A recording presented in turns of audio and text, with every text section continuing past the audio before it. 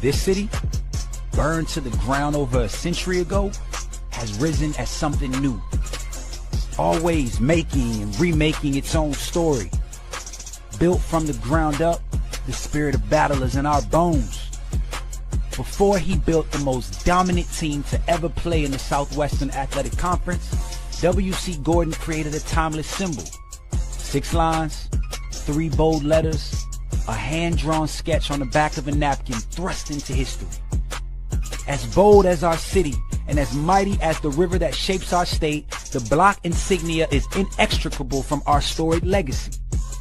A red accent for the ages. We wear it to remember our legends and to celebrate the fierceness of our survival story.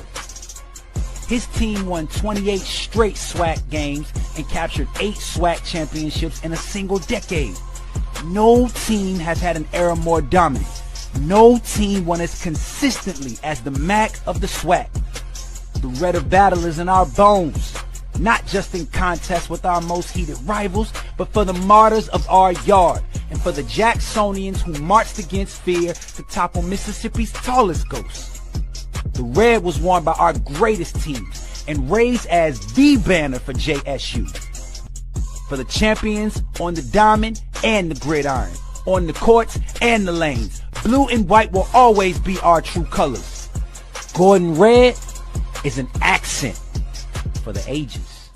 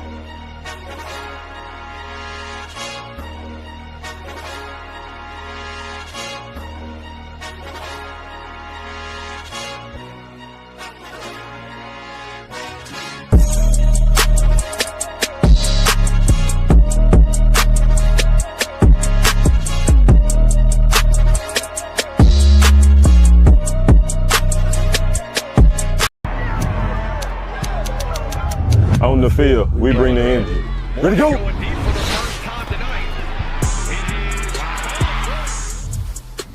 Off the field, I build my brand. At Jackson State, we make it happen. Stats tell one story, my brand tells another. This is Jackson State. This is family. This is the KC-1400 Collective. Tiger Nation, we need each of you to join the movement. Be the team behind the team. Support our NIL collective. Get signed up today. Visit www.KC1400collective.com. Be our love. Go Tigers.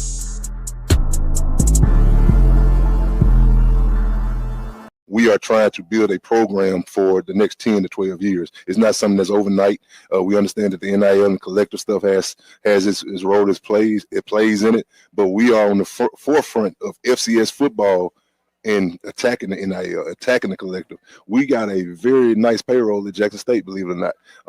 And I mean, our fan support, and we need more support. But we know that that payroll is attached to championships. You know what I mean? So we're not out here trying to recruit kids based on money, but we also want them kids to know if you come to Jackson State and you end up benefiting from the collective, benefiting from an NIL deal, we expect a championship.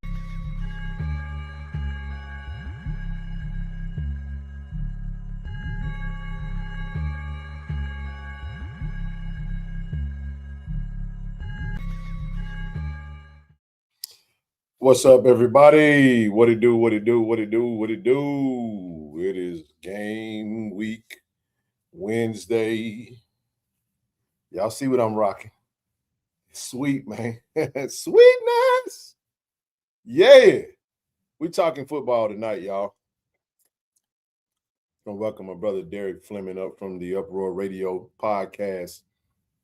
He's gonna be sober tonight. So we can talk some real football, man. He can get back on that ginger ale, man, after the show. But no, man. But before we bring him up, got some preliminaries and everything we'll get through. Hopefully everybody's doing well. How y'all feeling, man? You last minute stragglers got all y'all stuff together. Y'all got y'all tickets. Folks scrambling and rambling and bambling and fambling. Like, come on, y'all. We gotta learn how to stop being so freaking last minute, man. What we doing? Talk to me, baby. What we doing, man? What we doing? Y'all see it, man. Bro came on with his jersey on the other night with that oil in his system, sweating and lying. Talking loud and obnoxious. No, I'm just messing with it. But God, man, y'all know how us Jacktown, Jacktown Jews do. Tiger Nation, time to ride to Jackville. What up, BJ? Yeah, man, it's all good, man. You need that jersey? Hey, man, I got quite a few in that thing, man. I'm telling you, I got them now. I might go back to rocking jerseys on game day. You never know, man. You never know, man. I got to rock sweetness, baby, because it's oh so sweet what them Jackson State Tigers about to do when we go to Nashville. We're going to invade Jacksonville, USA. We're going to do this one for Dolly. Yeah, we're gonna do this one for Dolly. I ain't gatekeeping no merch. This is old, man. I got this from Jersey Wave about 2 years ago. Y'all know I wore a jersey 2 seasons ago, man. I wore a jersey to every game. Y'all must have forgot, like Roy Jones be saying. That song he was singing, man. Listen, let's jump into these preliminaries, man, before we get my guy on the show. Listen, huge shout out to our channel sponsors, Cannon Toyota of Vicksburg. We shout out to Billy. What up, Billy? 601-835-6100. If you're in the market, if you're in Vicksburg, head over there to Cannon. Tell them that KC-1400 sent you. They'll get you taken care of. And we appreciate Billy and the crew. They'll get you taken care of. Cannon Nissan and Jackson. What up, Will? My brother Will Payton. Says the whole government. I got the Payton jersey on, so shout out to my brother, man. Listen, man, go up on the hill to Gallatin, man. #1 Nissan dealer in the state, man. They cooking with fish grease over there, man, at Cannon Nissan. We in great partnership with them. Big supporter of the collective. And yeah, man, it's gonna be good for you if you go over there. Make sure you tell them KC-1400 sent you, and they get taken care of. They even donate to the collective, man. We need every dollar we can get our hands on. We trying to take care of these athletes, baby. All right. Last but not least, Auto Masters. Listen, they can go find you what you're looking for across the country at a good price. 601-927-7794. Ask for Brother Poe or Brother Miles. That's Terrence Miles and Timothy Poe. Shout out to them brothers, man. Listen, we are moving and grooving. We're going down the road. On the road again. Just can't wait to get back on the road again. We got more subscribers than Tennessee State got fans. I know. Don't get in your feelings. I just had somebody on the Twitter page told me that if I said I was just joking back and forth, man. I was like, but y'all don't even know how to banter without getting personal. My man said, man, you say that in person, you might not make it off Jefferson Street. I said, well, who the hell gonna stop me from leaving Jefferson Street? I said, you out your rabbit A mind if you think I ain't gonna say what I'm gonna say. I don't disrespect nobody. I don't. I'm scared. Y'all do with that what you want to do with it. I wouldn't harm a fly unless you come in my house. And then I got to get you. I got to get you. Hey, man. Hey, that's you, Chuck. Hey, man, watch him out, man. I'm just telling you, hey, man, I like the way you said that. Okay, I thought that. See, listen, I read it. I'm glad you came. I'm glad you pulled up to clear that up, man. Because I walked away from the conversation. I don't know what you look like because I can't do that back and forth stuff with people that ain't got no photos. So you know what I look like. I don't know what you look like. I'm going to eat that first one, though. Well, if you get me, you better get me good. Because, boy, I'm just saying. But anyway, enough of that, man. We talk a little smack, man, have a little fun. It ain't serious like that. I had a dude tell me that at Alabama State 2 years ago. When we beat them on their field and we clinched and the big brawl broke out, man, talked about airing that thing out, man. You know what I'm saying? I said, man, what you gonna do that for? I just looked at him like, why would you do that? I said, y'all gotta come to Jackson next year, don't you? Man, I said, that ain't the right thing, man, that you want to get started, in, especially in the culture, man. Them boys had a little heated moment. They settled it out on the field. Probably going to be some suspensions, but we just, you know what I'm saying? We good, man. We don't need to do all that. You know what I'm saying? People don't fight no more, man. I come from the days of fighting. You take your L and you go home if you took one. I just so happen they never lost a fist fight outside the house, outside my brothers. About 10-0. I'm just trying to tell you that I don't know if I've been on blew a head gasket trying to fight now. I'm going to leave. I got kids, family to take care of, man. You hear me? I got to go home. Y'all can have that. I ain't finna do no. Listen, I don't even honk at the red light if you don't take off no more. I ain't doing none of that good stuff. I don't do none of that, man. I ain't going to go around. I ain't gonna look at you. I ain't gonna look to the right, to the left. I ain't none of that. Not gonna do it. I'm scared. Because these folk don't love life no more, man. I love life. I look to God for eternal life too. But nevertheless, I ain't rushing it, you know what I'm saying, to go. But whenever it's my time, I go. But I ain't gonna be foolish enough to run into it. I'm talking about, you heard what I said. Brother George, pounce. Brother George ready to pounce. Whatever tears Jefferson come with her. Hey, man, listen, man, you talking to the roughest of the rough. I got D. Fleming coming on. He a Tennessee State Tiger, but he was Jacktown Duke before he was Tennessee State Tiger. So he know how we get down, man. You get all kind of ignorant. We ain't bringing no ignorance to Nashville. We're going to Vanderbilt, everybody. Y'all understand me? We're playing at Vanderbilt. We're going to be in the suburbs. So bring your suburban behavior. Y'all remember what Kodak Black said? I'm a suburban. 6'4", yeah, a little close to it. 6'3", depending on a good day. Good day, I'd be 6'4" when I stand up straight. I need to get me some of them shoes them dudes be putting them extra inches on. You know what I'm saying? So I can walk around 6'5" on that. You know what I'm saying? The Ivy League or the SEC. We're not coming around there with that, y'all. Tennessee State got to stay over there. We need to go home. We ain't gonna go up there telling folks stuff up, man. Just go up there and be on your best behavior. We'll go up there and have a good time. All that good stuff. Yes, sir. All right, man. Let's keep it moving, man. Let's keep it moving. Big happy birthday, man. Happy birthday to you. 100 years old, man, to the legendary, the wonderful, the amazing, the awesome Dr. John A. Peoples Jr., man. Happy centennial birthday, man. Hey, listen. Hey, let me tell y'all something. This man right here is a GOAT, man. I don't have all the time today. You know what I'm saying? But let me tell you something, man. An absolute amazing, man. He done seen everything. I'm trying to tell you, man. Listen. And still kicking, man. Still rocking and rolling, you know? 100 years, man. What a wonderful feat. What a wonderful, wonderful celebration it is. You know, I didn't want to start this show off without paying homage to the GOAT. Oh, yeah. Yes, indeed, man. And he dropped the 3 minute and 53 second long video. I'm going to try to play that at the end of the show on his page, though. But it's on the JSU page. If you haven't had a chance to check it out, oh, man, what a treat. He talked about some of the things he's been through. And he's seen a lot. He's seen a lot, you know. And I love that we're honoring him. We don't know how many more birthdays we're going to get. I still got my grandma. She's 94, finna be 95 in March. And, man, what a wonderful time. You know, the Bible says you only get 10. If you don't know what a score is, that's 20 years. So you only promised about 70.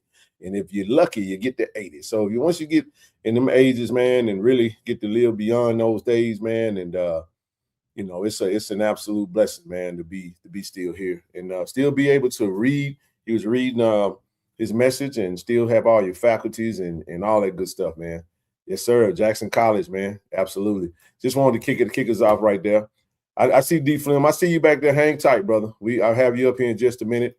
I'm gonna lead you right into it. Listen, I got the link pinned to the chat. Listen, we're gonna be at the mixer this Friday. We're gonna be at our rooftop mixer, man. It's a lot going on, but pull up. I know it's going to be some other rooftop events going on, you know, but feel free to stop by. But listen, when you come, you know, we're going to have them QR codes out there.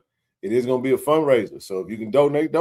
You know, that's to the Tennessee State folks, and that's to the Jackson State folks. You have a QR code to donate. You have a QR code to sign up. Don't just come up, eat up all the hors d'oeuvres, drink, look around, shake hands, leave.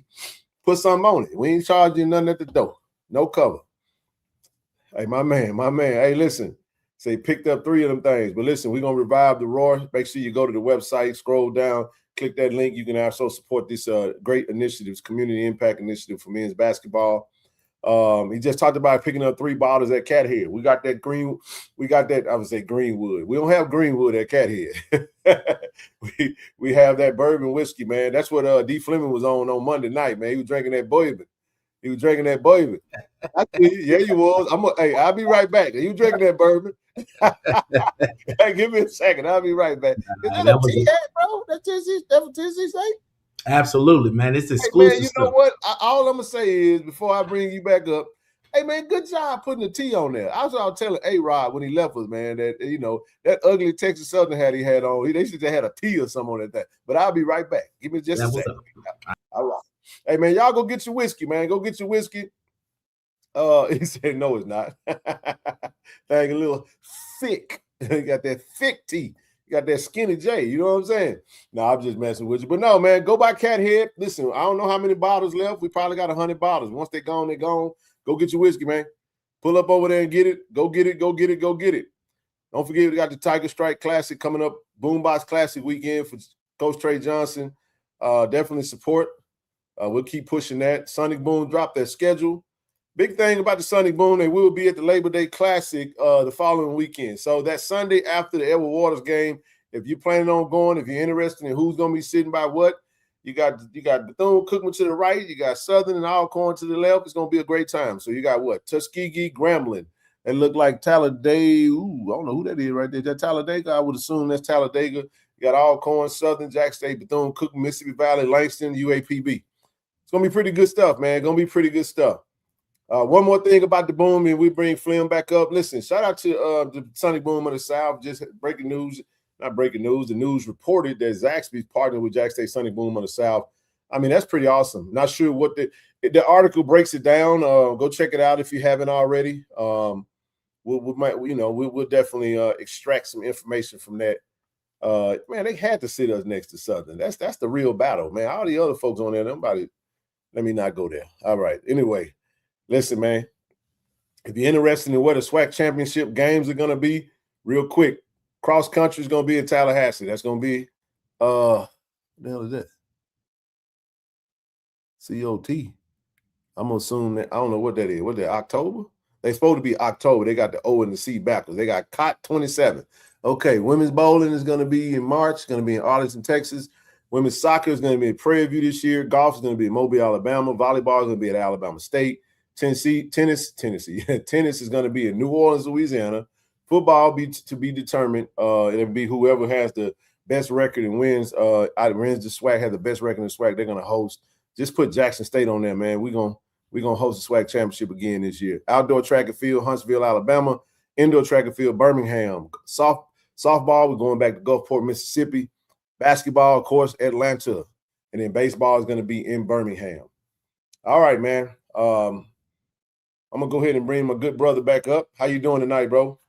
What's going on, KC, buddy? You know what I'm saying? It's getting real close to it's almost that time, man.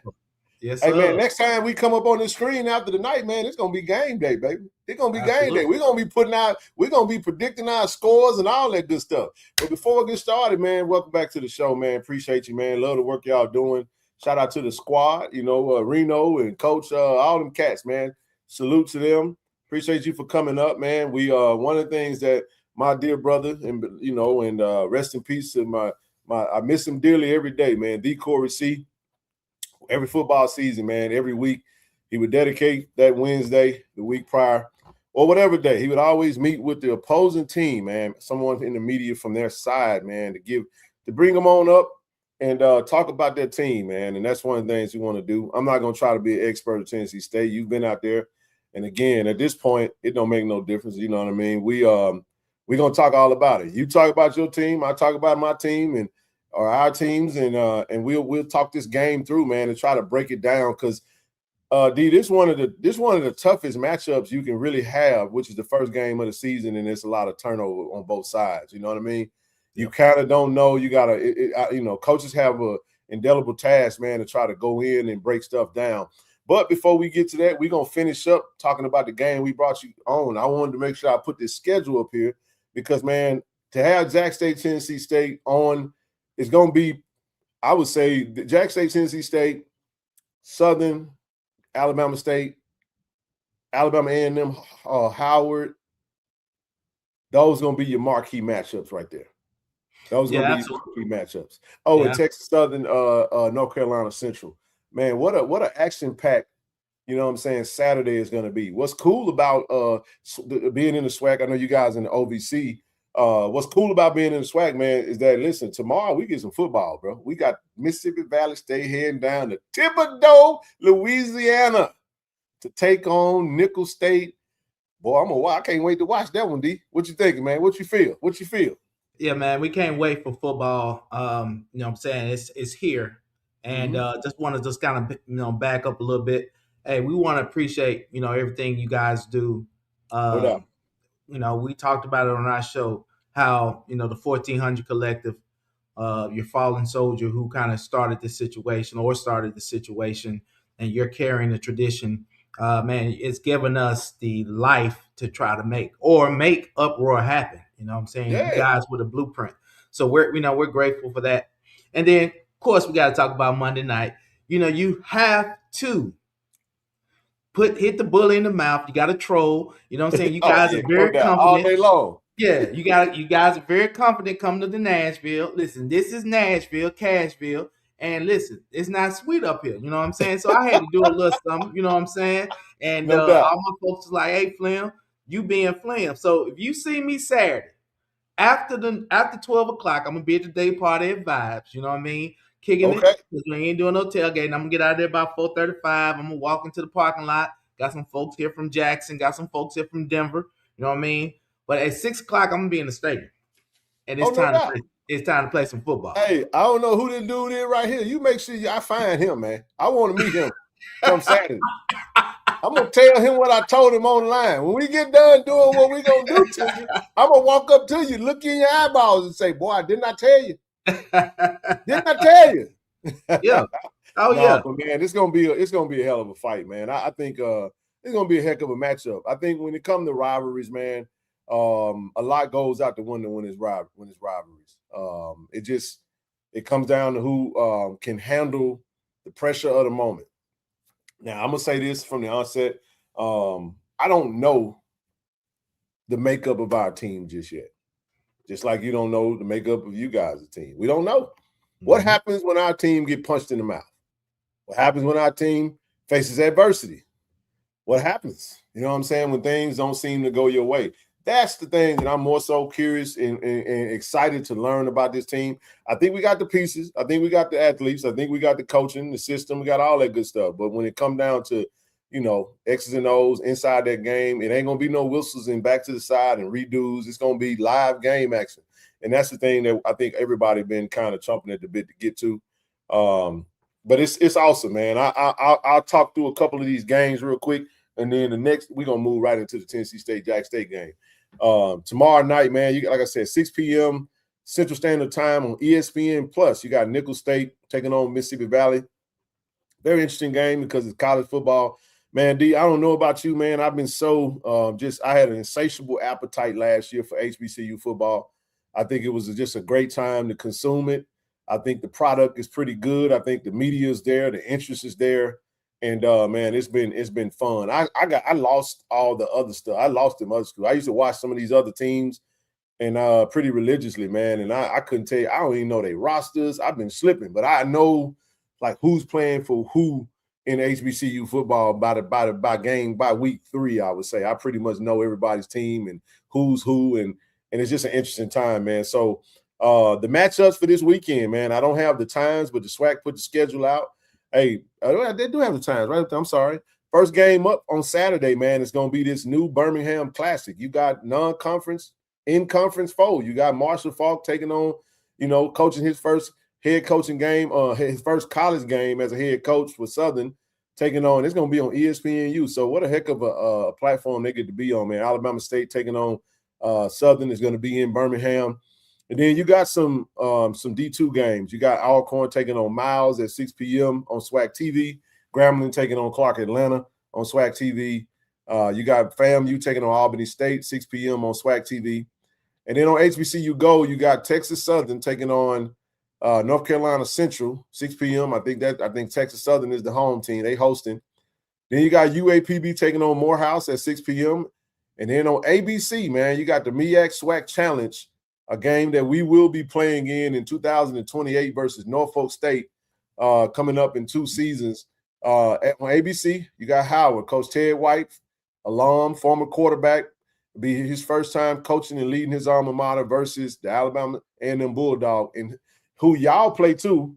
And I know we both going to be looking at it. We're going to go back and look at that game because that's a team, you guys, that I think is going to be a very tough out in the conference this year, man. They're going to be pretty good, I think. I think they got the quarterback position. Now, I don't know what they got for defense, but what I will say is that they got a pretty winnable schedule in the first 4 games, first 4, and then they open the SWAC up against FAMU. Well, they play us.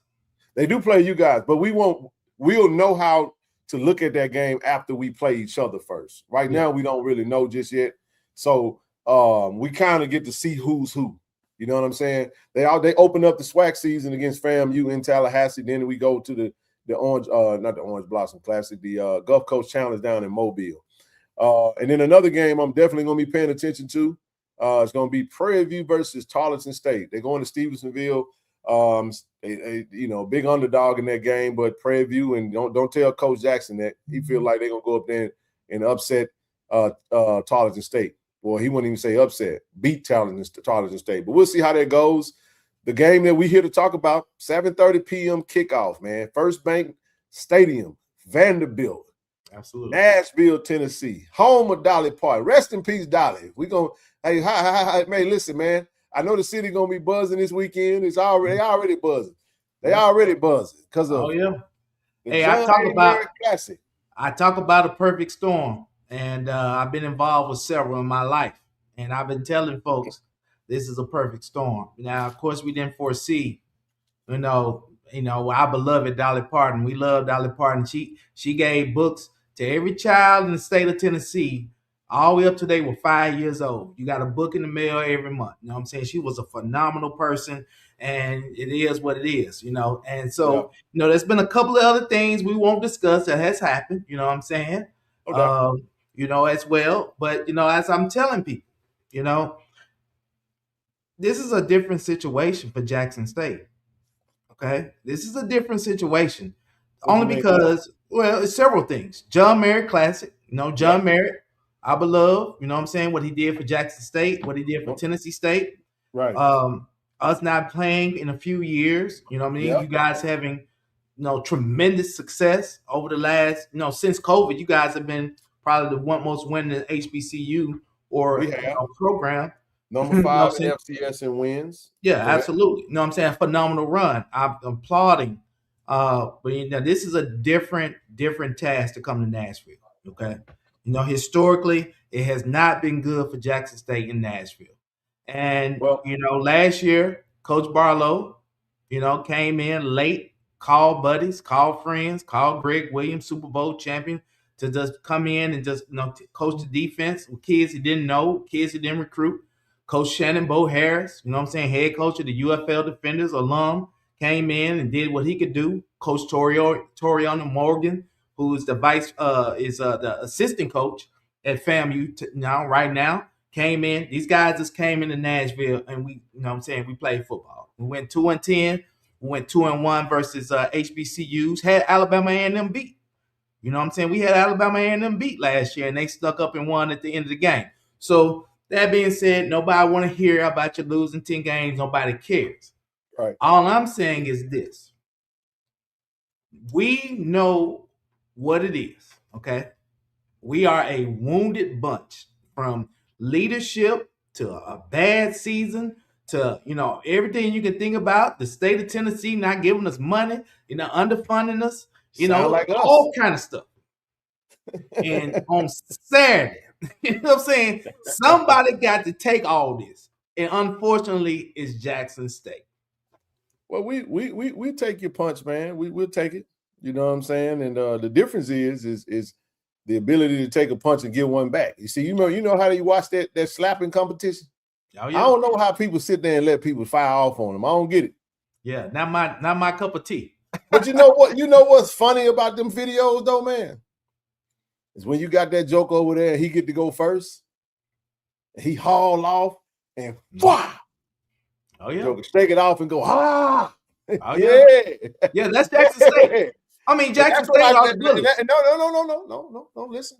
Y'all the bullies. Listen, no, we ain't nothing. We know we're not. No, we're not. We the visitors. Y'all the bullies. Y'all are a 19-point favorite. No, you guys are the bullies. Listen to me. I heard you. I know all about the history. Jack State knows probably. We know all the history. We lived it. Absolutely. We get it. We get it. But let me say this though, man, about that. You know what I mean? I think at the end of the day, you know what I'm saying, it's levels to this thing, man. Mm-hmm. You know what I'm saying? We're not trying to figure anything out other than what this new crop of Tigers, JSU Tigers, is gonna do when their numbers are called and when they put in the game and in game time situations. At the end of the day, I think you guys can come and y'all gonna be motivated. Y'all gonna be fired up. I saw the tickets. Matter of fact, I'm looking at the tickets. This is gonna be y'all largest attended game all year long. Oh, in decade. In a decade. It's gonna be y'all largest. So let me say this to you. Absolutely. Now. Let me say this to you. I know you think y'all gonna pack this mean punch and hit Jackson. See, we used to this type of stuff now, D. Mm-hmm. You know how we come. We finna make this. We welcome to Jackson, Mississippi. We go places and we turn it into home. It becomes our home. And we're gonna turn y'all and see the home team gonna wear white on Saturday. Absolutely. Right? You see what I'm saying? No, sir. No, the home team gonna wear white on Saturday. I'm saying that's what we're gonna do. We're gonna turn that thing into no, sir. No, sir. I know you supposed to. I get what you're saying, but no, sir. I get it. No, I do. You're going to be met with resistance here in Nashville, Tennessee. I expect, if I don't want it no other way. Absolutely. If y'all laid down and took this whooping, I lose respect for you. That's not happening. But I already know you got a Jack State Tiger. I mean, you got a Jackson, Mississippi guy on that defense side of the ball, man. I know how you get down. You understand me? I ain't gonna share the text message that he sent, but he was laughing. He said, "Man, don't y'all start this SHIT. They went to blowing his phone up." You know what I'm saying? But no, man. I think I get it. You know what I mean? Nashville is not a house of horrors for Jackson State like that. We just haven't been there in a while and haven't won. I think what it does is set up the opportunity for us to come up there and win. I know what happened. I know all that good stuff. And we get to use it as an opportunity for motivation. The main thing is going to come down to, it's going to be a game of run. It's going to be a momentum game. Who can snatch the energy out of the stands, man? Who can muscle up the most energy? Because I think that's going to fuel both sides of the football game. I mean, both sides within this football game. It's going to be fueled by energy because this is going to be a sellout. I kept trying to tell people. See, we late to the party, man. Let me look at this right here. So I know you guys. That's why we love you, KC. That's what we love what you do. You know what I mean? The interaction and the interactive segment of your program. I like that you guys letting the students getting in that thing for free. I love it. Hey man, pack that thing out, man. I want it to be because this is what we want, man. And I'm gonna say this. Let me just take my JSU hat off, and if you could take your Tennessee hat off for just a hot second, to just think about it like this. Because at the end of the day, D, we selling the product, man, to the next upcoming crop. Absolutely. And I know you guys are gonna be, Coach Barlow is a great coach.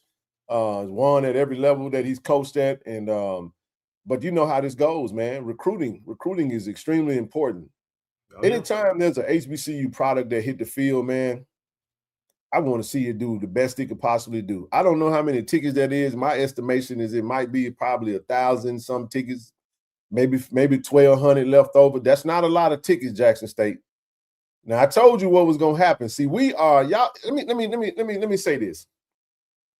Y'all got the most frustrating ticketing process. We ain't used to all the maneuvering that we got to do, D. Oh yeah. Man, you get your ticket master, you try to go look at your tickets, and it say, no, you got to download the app, and then you download the app. It's Lord have mercy. Oh yeah. Yeah, we're not used to this, man. We're not used to this. We had the same problem last year for the John Mayer Classic when A&T was here, and then they start. The thing is, you just implored everybody to buy their tickets and now wait last minute. This is the fear when you wait last minute here in Nashville. We are a resale city, okay? So then you'll mess around and be playing around and get on the site, Google's and Tennessee State, Jackson State tickets, and they're resale. You know what I mean? You don't want to get involved with the resale market in Nashville, okay? So make sure you are very intentional on how you buy your ticket because, we have so many events here, so many concerts, so many, that people are always trying to scalp tickets. Online, there's going to be some scalpers in front of the stadium. You know what I'm saying? It's coming. And so get your tickets, be prepared, understand what's going on before you get here. Or somebody if you're already here, man.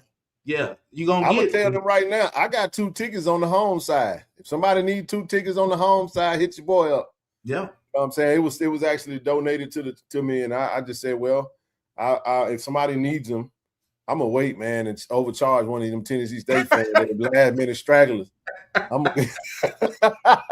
Hey man, say how much you got? Oh yeah, but no, man, we I what I wanted to see. I was talking to Blue last time he was up. The FCS championship game was played at First Bank Stadium last year, and man, it was a hell of an atmosphere. I can't wait to see the stadium. I know you guys have been over there. It's beautiful. It's intimate like I like it. I think it's going to be a hell of a band battle. How cool is it going to be to see the Aristocrats band take on the Sonny Boom of the South? It's been a minute, man. And I think what has happened, D, is that, man, I ain't realized how much all of us missed this game. Man, you know what I'm saying? The schedule just ain't been the same since we took Tennessee State out the game. Now, I don't know if we go back to Memphis, but Maybe we just, maybe we flip it back and forth. John Mayer, WC Gordon, John Mayer, WC. I don't know. If that's how we do it, cool. But if we do the home and home, man, I like being able to come to Nashville. No disrespect to Memphis, but, I get the halfway point for both teams. But, nah. Now, we got to keep this. Both of these schools, I used to say, so, I'm not going to stay on this point very long, but about 9 years ago, I was doing a lot of studying of your past AD, Ashley Robinson, okay? Yep. I was studying. I was watching his movement. I was a fiduciary, which I'm still a fiduciary. I was the exec at AIG, and I was doing a lot of work for Tennessee State on the volunteer side. And so I was looking for models. When you get into the spaces where we are, you're looking for successful models to repeat, right? Correct. Don't recreate the wheel. Just find a model that fits you or suits your situation or organization, and then implement it.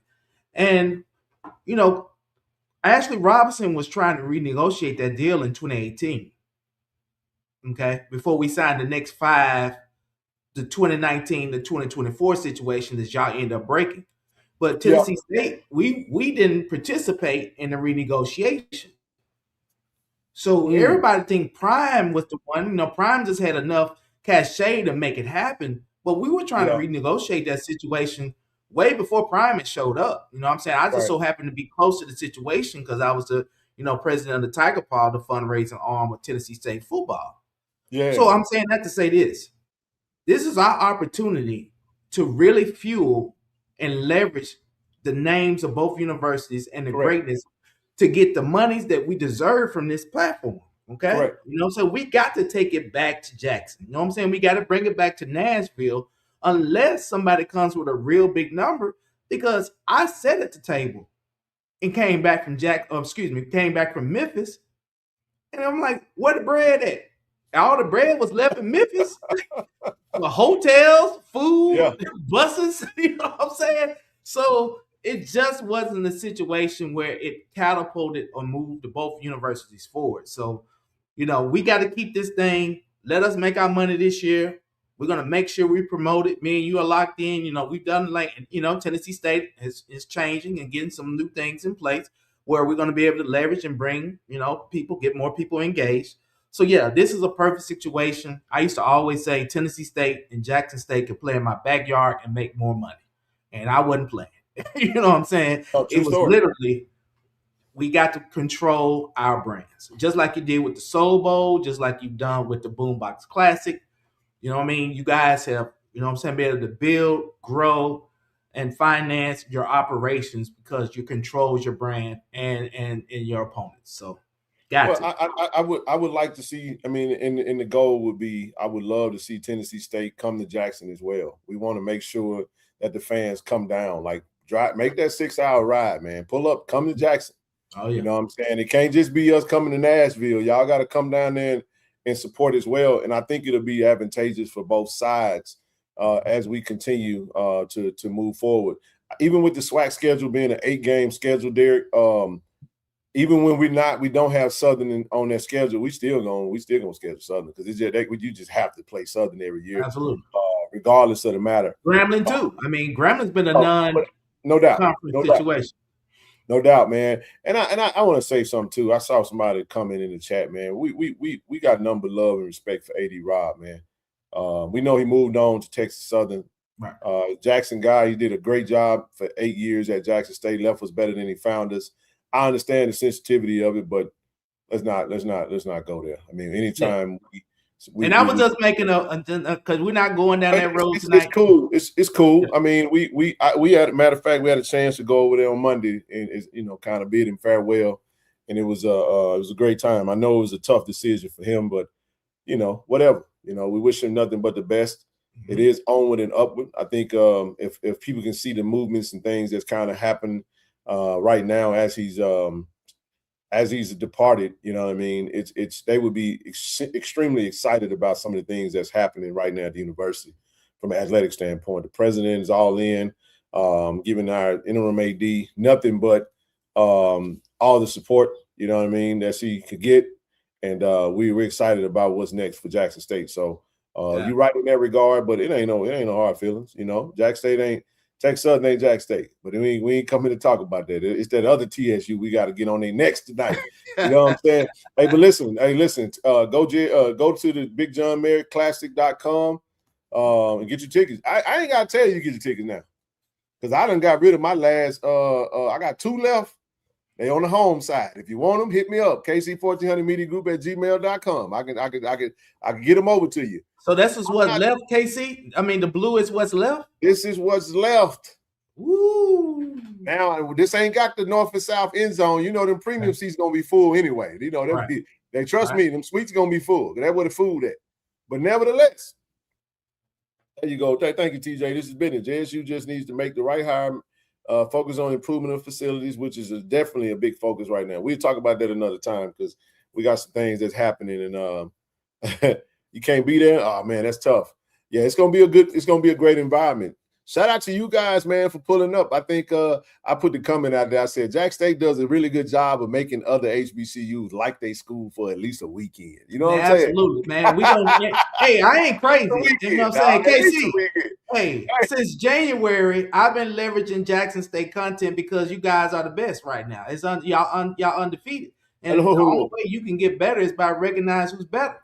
You know what I'm saying? You guys are better. You guys are the A. You know what I mean? And we, like I said, we have leveraged everything Jackson State. Our viewership has, you know what I'm saying, gone through the roof. You know, we feel like we have really solid content. You know what I mean? But we got a dormant fan base because we've been fire hosing them for 30 years, playing Tennessee Tech and UT Martin and Charleston Southern. I mean, it is what it is. We want to build a platform that when we play, you know, that we show up. But man, come on, man. You know man hey, look, man, y'all going over there to what is it? What the hell? Leatherwood, Tennessee. You talking about? Who the hell is that? So you funny you just said that, KC. So I'm gonna be in Jackson, Mississippi for the Boombox Classic. All right? Okay, I'll be there. You know what I mean? I'll be there. I got to get me some of that. But that weekend, we play Western Illinois, the Leathernecks. That's what you're speaking about. Right? Hey, who asked y'all kicking Saturday? Damn sure ain't gonna be the JSU Tigers. Y'all must got another game y'all gonna play. Hey man, listen. We feel good about where we are. But let me stick on this point. Go ahead, man. So Western Illinois is in Macomb, Illinois. It's western part of Illinois, close to Kansas. All right. They asked me, was I'm going to Western Illinois? I said, the only Macomb I know is in Mississippi. I'd be down at the Boombox Classic. So that weekend, I'll be watching Tennessee State on ESPN Plus and enjoying the night game, 6 o'clock at the Vet. Yes, sir. I'll be there. Hey man, I need your supporters and fans, man. To get out of get out of the past, dog. We've been on y'all neck last few times we played y'all now. Hey, listen, man. The last game we played, y'all had Prime, y'all had Shador. It was 10-6, and with 3 minutes left in the fourth quarter. And that team wasn't very good. All I'm saying is we feel confident about what we got. You know, you guys are 19-point favorites. You guys are the bully. And I think the whole game is going to be the resistance y'all receive. You're going to receive resistance in Nashville, Tennessee. Well, I think it's okay because, I mean, listen, I get it. You know, head to head, you know, you guys are, you know, in the lead by, I want to say, maybe 7 games or something to that effect. Oh, yeah. We had some dismal spurts, man, in our history, just where we made terrible decisions, firing good coaches, and then, you know, kind of almost sinking your program. But then once we got back on track, we were rolling. We rolling now. But here's the thing. At the end of the day, I love the confidence. You know what I'm saying? You're supposed to have that. Because I think I'll look for you around the third quarter. You know what I'm saying? Once you ain't gonna miss me because I'm gonna be cleaner than the New York Chili. You ain't gonna miss me. You know what I'm saying? I'm gonna be cleaner than the New York Chili. Best believe. I know you. I know y'all gonna find some other stuff to be entertained by when the game get out of hand. I get it. You know what I'm saying? We're gonna hear all that other stuff, man. All that old revisionist history book. I don't care about none of that. You know what I'm saying? The game that matters is the game on Saturday. The last time we played, we won. I get it. Everyone bring up Sador, bring up Dion, and we played y'all. Absolutely. We got on that head. Yeah. And that's what we. But anyway. You won. It's resistance in Nashville. Just understand there is resistance here.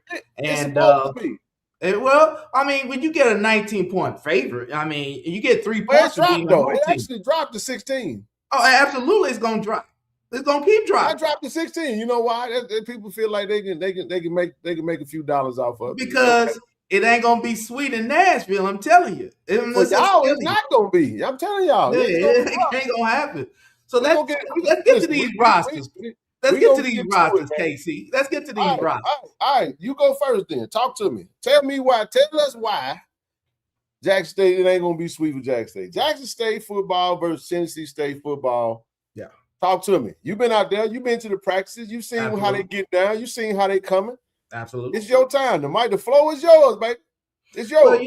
Well, the thing is, me being a former, color announcer for Tennessee State football and working for ESPN Plus and doing the type of things, we're going to make keys to the game. Okay. Keys to the game. Keys to the game. All right here. You know what I'm saying? Then I talked about it a little bit. I'm going to put that up for you. Let me put that up there. Keys to the game. Keys to the game. Talk to me. All right. So this is what I believe. You know what I mean? Our team is young. Our team is coming off of, a bad season. The thing with Jackson State in my 40-plus year, understanding Jackson State University, is that you have to hit the bully back in the mouth. You guys are going to be the bully. You know what I mean? You guys are going to have the fans. You guys are going to have confidence. You guys have been a great program. You guys are a great program. And we still trying to figure out who we are. You know what I'm saying? So we got to match that energy from the kickoff and be ready to strike. We talked to, we had Coach Taylor on our show, and he talked about, violence, striking, things of that nature. Our kids got to strike. The other thing is that last year, we won 2 ball games. We really didn't have a quarterback. It was just a carousel. And, the guy that ended up starting was a guy from NAIA who's still on the roster, but who just showed up on our front porch and ended up becoming the starting quarterback at 5'10", 175 pounds last year. Okay. You know what I'm saying? Okay. And shout out to Byron McNair because he's a dog, because he carried a program on our team last year to competitiveness. And, he just showed up. We have not named a starting quarterback yet, you know what I'm saying? But we do have a secured quarterback room. So the quarterback play for us is going to be important. The defense last year was in the top 30 FCS, you know what I'm saying? And they spent a lot of time on the football field because our offense just couldn't move the ball or score. Okay. And those guys are back. Those guys are back. How many returning starters y'all got back on defense? Well, don't let me misquote that. We had a lot of guys that played. Let me say this: how many guys you feel that may start that played meaningful snaps? That's probably a better question. I would say 10 of them. I mean, James Stewart. So good continuity on defense. Okay, I got you. Keep going. James Stewart, is an undrafted free agent that just dominated on the defensive line from Antioch, Tennessee. I played ball with his dad actually at Antioch High School. So we got to replace him. But, you look at the corner positions, all of them played last year. Safeties, both are returning. Defensive line, all returning. We brought in 2 or 3 D tackles, all over 300 pounds, of the Dancing Bears. I call that defensive line of ours, the junkyard dogs. They're ugly. What I'm saying? There's some big dudes, big ugly dudes that get up the field. And you guys have kind of experienced Cedric Thornton's coach defense out at Alcorn. They get exotic. We got a good record against him. Keep going. Yeah. Well, you got a good record against Alcorn, period. So that's just don't say him. Just him. Okay, all right. You know what I mean? You guys. When Seth was there, they were winning SWAC championships down there. So that's he was down there being bottom of the barrel. No, that was when we were terrible and they were pretty good. But I'm just saying. I don't think he got before against us. I don't think he got before wins against Jackson State. That might have been when he was at Alcorn. Well, I'm just saying, you guys gonna know better than I. Alcorn won SWAC East championships for a while. about 10 years ago and was running. Well, you know, we in a couple of them seasons, we actually beat them. Even though they won the SWAC East, we still won. Okay. We won a couple of games against them. We had a 7-3 victory over them in one game, and then another one we went back to Lorman, we beat them again. Now we weren't playing worth a damn, but we beat them. That's why I know how rivalries can be. But go ahead. Yeah. So, that being said, our kicking and I think, which is me being an old special teams guy, the special teams will be the deciding factor. I agree. We have 2 transfers in from FBS schools, one from Texas A&M. That's truly a phenomenal, is a game changer. He's going to flip the field. And I watched a little bit of you guys last year. No, I ain't gonna say a little bit. I watched a lot. Muff punts and block punts showed their ugly head against y'all. Oh, it was terrible last year. We fixed that, but it definitely was bad last year. And so, we got to test that. You know what I'm saying? We got to test to see that. Okay. But all in all, I think where our kids are and what our coaching staff, and I'm not even talking about Coach Matt Leone, who's averaged 30 points per game since being an offensive coordinator at a couple of stops, and his offense and his system, I just think, we're in prime position to shock the world. Okay. I like it. I like what you it's not the who you are talking about that I'm more so concerned about, because usually what we do when we break our teams down, we always talk about the stuff that we feel gonna stick out that we can hang our hat on. Mm-hmm. But I'm a really good communicator, man. You know what I'm saying? I understand how to read a lot of things. I read very well, man, just listening and observing. I'm honing in on what you didn't talk about, though, D. Okay. You know come on. You didn't talk about that offensive line. That's what you didn't talk about. Yeah. Let me be honest. Leone pretty good. Yeah. Leone pretty good. I got to give him where credit is due, but y'all had to get better in the offensive line, and that's where shit going to get ugly for y'all on Saturday. I'm just telling you that right now. Yeah. I know Dalen Lee probably going to be the one that's going to start for you guys. If not, Marcel, Tate might start. We don't know, but we know Tate is your more athletic running style quarterback. He can, but y'all heavy RPO. That's all Matt Leone usually run. He's RPO. He take deep shots, and he's good in a quick game. I get it, but you better have an offensive line. In both ways. I'm just trying. No, I totally.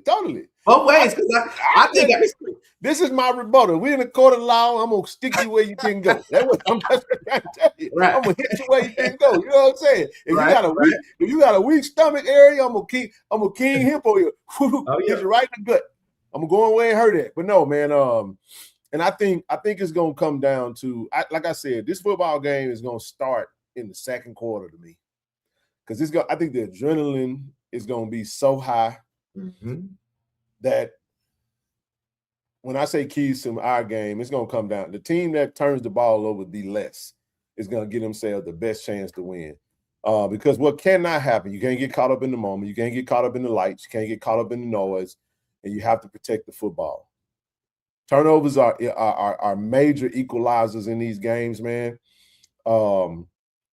And I think we just built on what we had. I know you talked about us being the bully, but I don't know yet. In name, sure, yeah. But they got to go prove it on the field. They got to go out there and prove to be that thing. You get what I'm saying? I like what we got, man. I like. We had to make a lot of change. We had to bring in a lot of people on defense. We lost a lot. We lost pretty much 80% of our defense last year. We returned Cam Salas and KJ Chisholm as starters, right?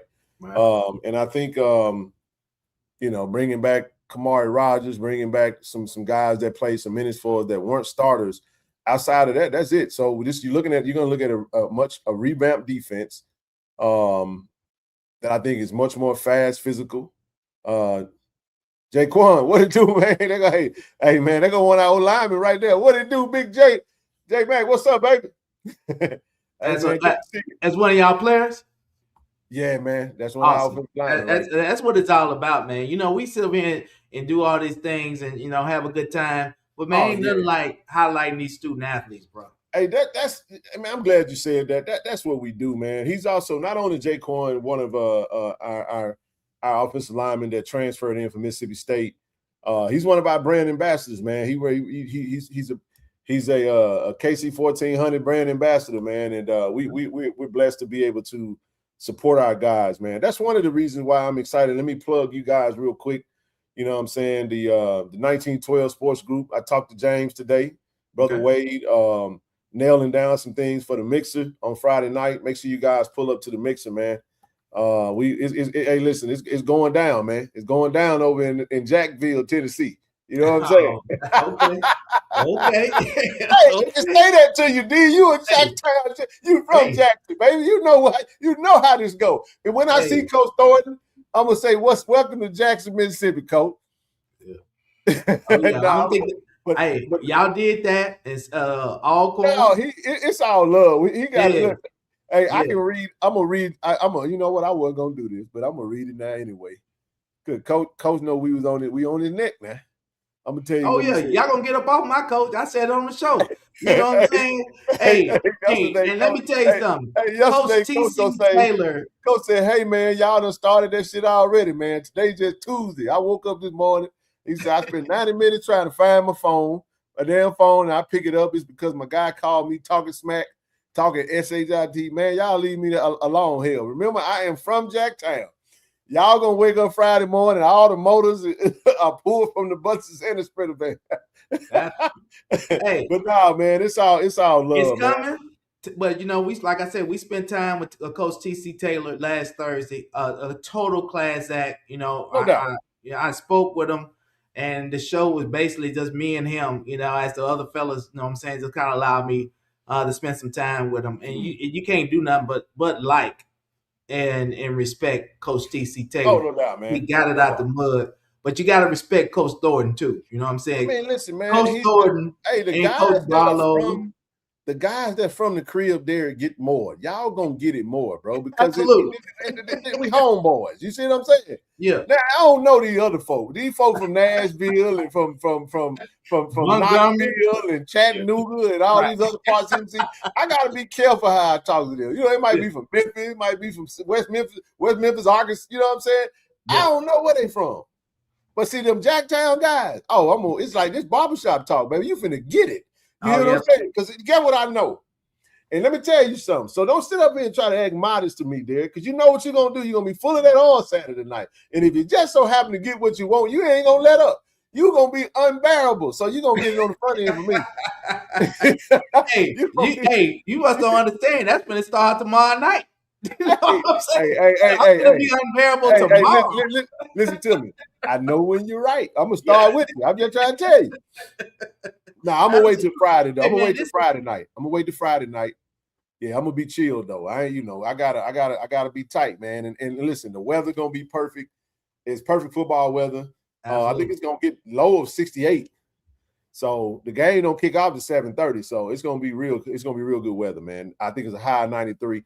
But to your point, I want to talk about these guys real quick, man. Shout out to Jaquan. Shout out to all the JSU Tigers players that's in the chat, man. That's and they know what I told them. You know what I'm saying? When I hit the chat, I said, look, man, it's game week. Get locked in, hold each other accountable. You know what I'm saying? And dominate. That's the goal. Oh, yeah. And I'm going to be on the field. You're going to be on the field. I'm going to dap all the kids up, man, because it's all about the student athletes. You can't dap them up till after the game, man. We need you. I'm going to be walking around. I gotta get some stories. You know what I'm saying? I got to get some feel. Listen, let me explain. It's going to be 30 years. Oh, yeah. That I played my first football game at Tennessee State University at Vanderbilt Stadium in 1996. Actually, August 31st, I played my first football game as a freshman at Vanderbilt against FAMU. And tomorrow on our show, my coach, LC Cole, will be on to talk about that year. You know what I'm saying? That year of the cold-blooded football that showed up in Nashville. And so it's a lot of great things. You know what I'm saying? We have our Hall of Fame tomorrow as well. You know what I'm saying? So Man, listen, this is like the Super Bowl. This is like Christmas for Nashville, for Tennessee State people. We're going to soak it up. We're going to enjoy it. You know what I'm saying? You guys have, we can't this come all up the there time. and We give never y'all get this. all this festive stuff, man, and not at least leave y'all with an L. It's a gift. Oh, no. It's a gift. If we're gonna give you, we're gonna gift you guys a great atmosphere. It's going to be great. Definitely that. It's going to be great. This is homecoming-ish type stuff, right? Well, our homecoming is unmatched. You know what I'm saying? There's no homecoming like Tennessee State homecoming. It's just everybody feels that way about theirs, and I know because I came down. I won't debate it because I think when you talk to anybody from any school in HBCU, they're gonna feel like their homecoming is the best. I'm not going to debate it. But hold on, the only difference is the numbers. That's all I'm saying. It's the numbers. I mean, it's the sheer amount of people that participate. I came to Jackson. I went to homecoming. Participate in the whole weekend. You're over 100,000 folks that come to Tennessee State homecoming. It's literally that big. This is not what I'm talking about. I'm talking about the Chamber of Commerce numbers. You know what I mean? The numbers that really matter. So y'all sell out the football game? No, them folks don't go to the football game now. That's what we play. I ain't saying nothing about that. You know what I'm saying? Wait, hold it. Wait, hold it. Oh, you're talking about how many people came to town? Yeah, to town. That's where we are now. We get a lot of people come to town too. You know what I'm saying? For homecoming, that's our best. Not only do we get, hold on. Not only do we get a shit ton of people come to town, but we start touching the 40s and 50s. Absolutely. In the game that actually come in with several other thousands on the outside that don't come in. You see what I'm saying? So trust me. But again, this is why I love the HBCU culture, because I want to go to some of these homecomings, D, because I don't know the Tennessee State culture like you guys do. I watch you guys in the chat and we tussling but I understand that because I know how we feel about our beloved university, just like you guys feel. And no matter what I say, it's not going to change your position. It ain't going to change your stance. Absolutely. You know what I'm saying?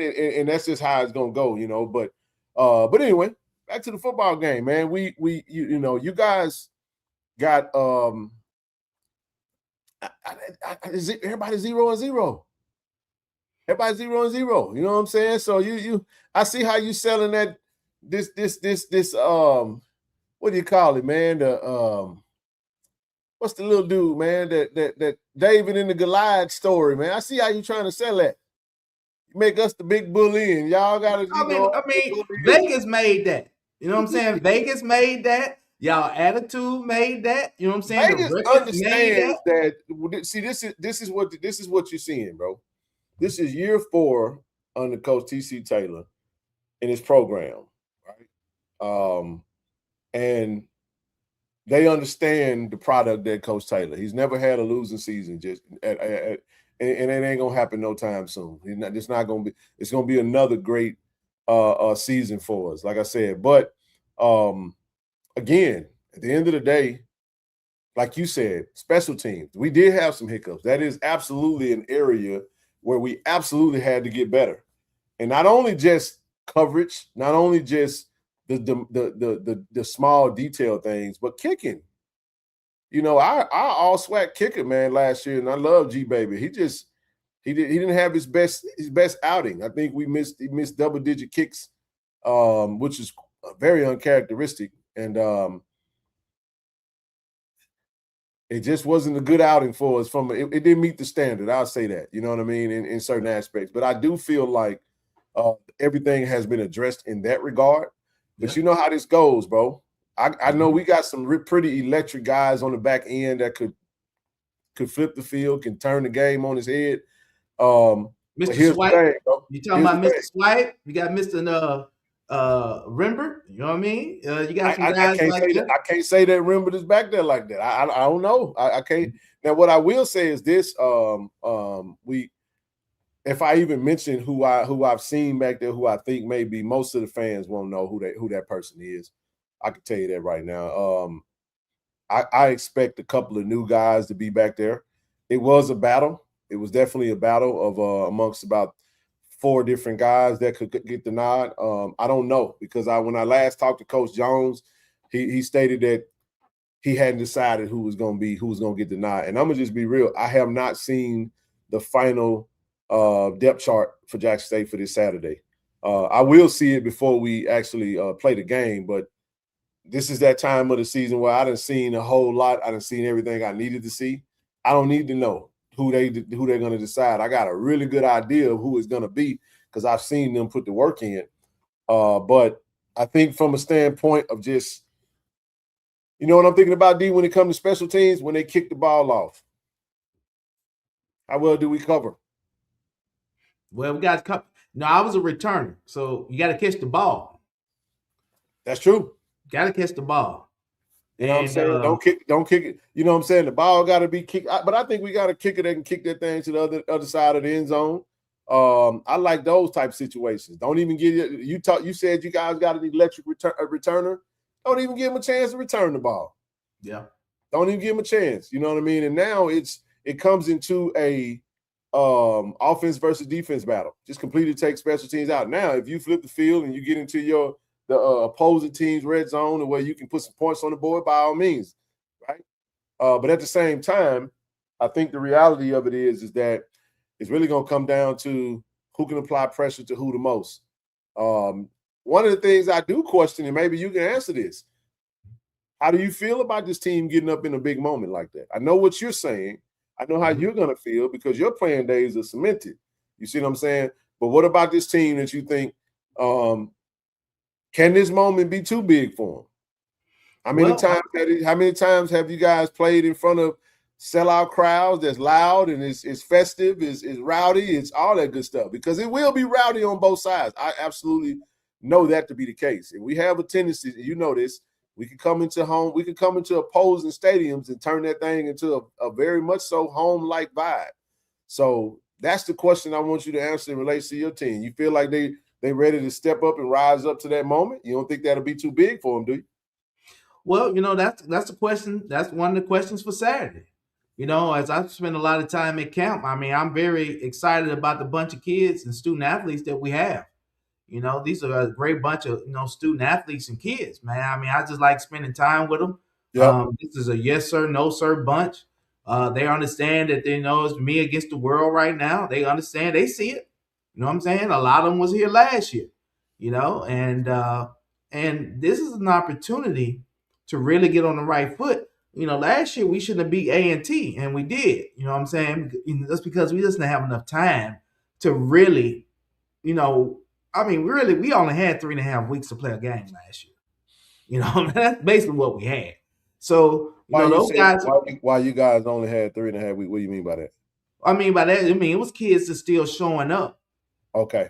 Right before camp because the coaching staff wasn't on campus till June and July of last year. Got you. So that's just how our timeline fell. But nobody, no violence for that. It is what it is. But I think our kids have had a full off season, which they have. Coach Barlow is a proven winner. He's brought in some great, pieces and additions on not only on the field but on the sideline.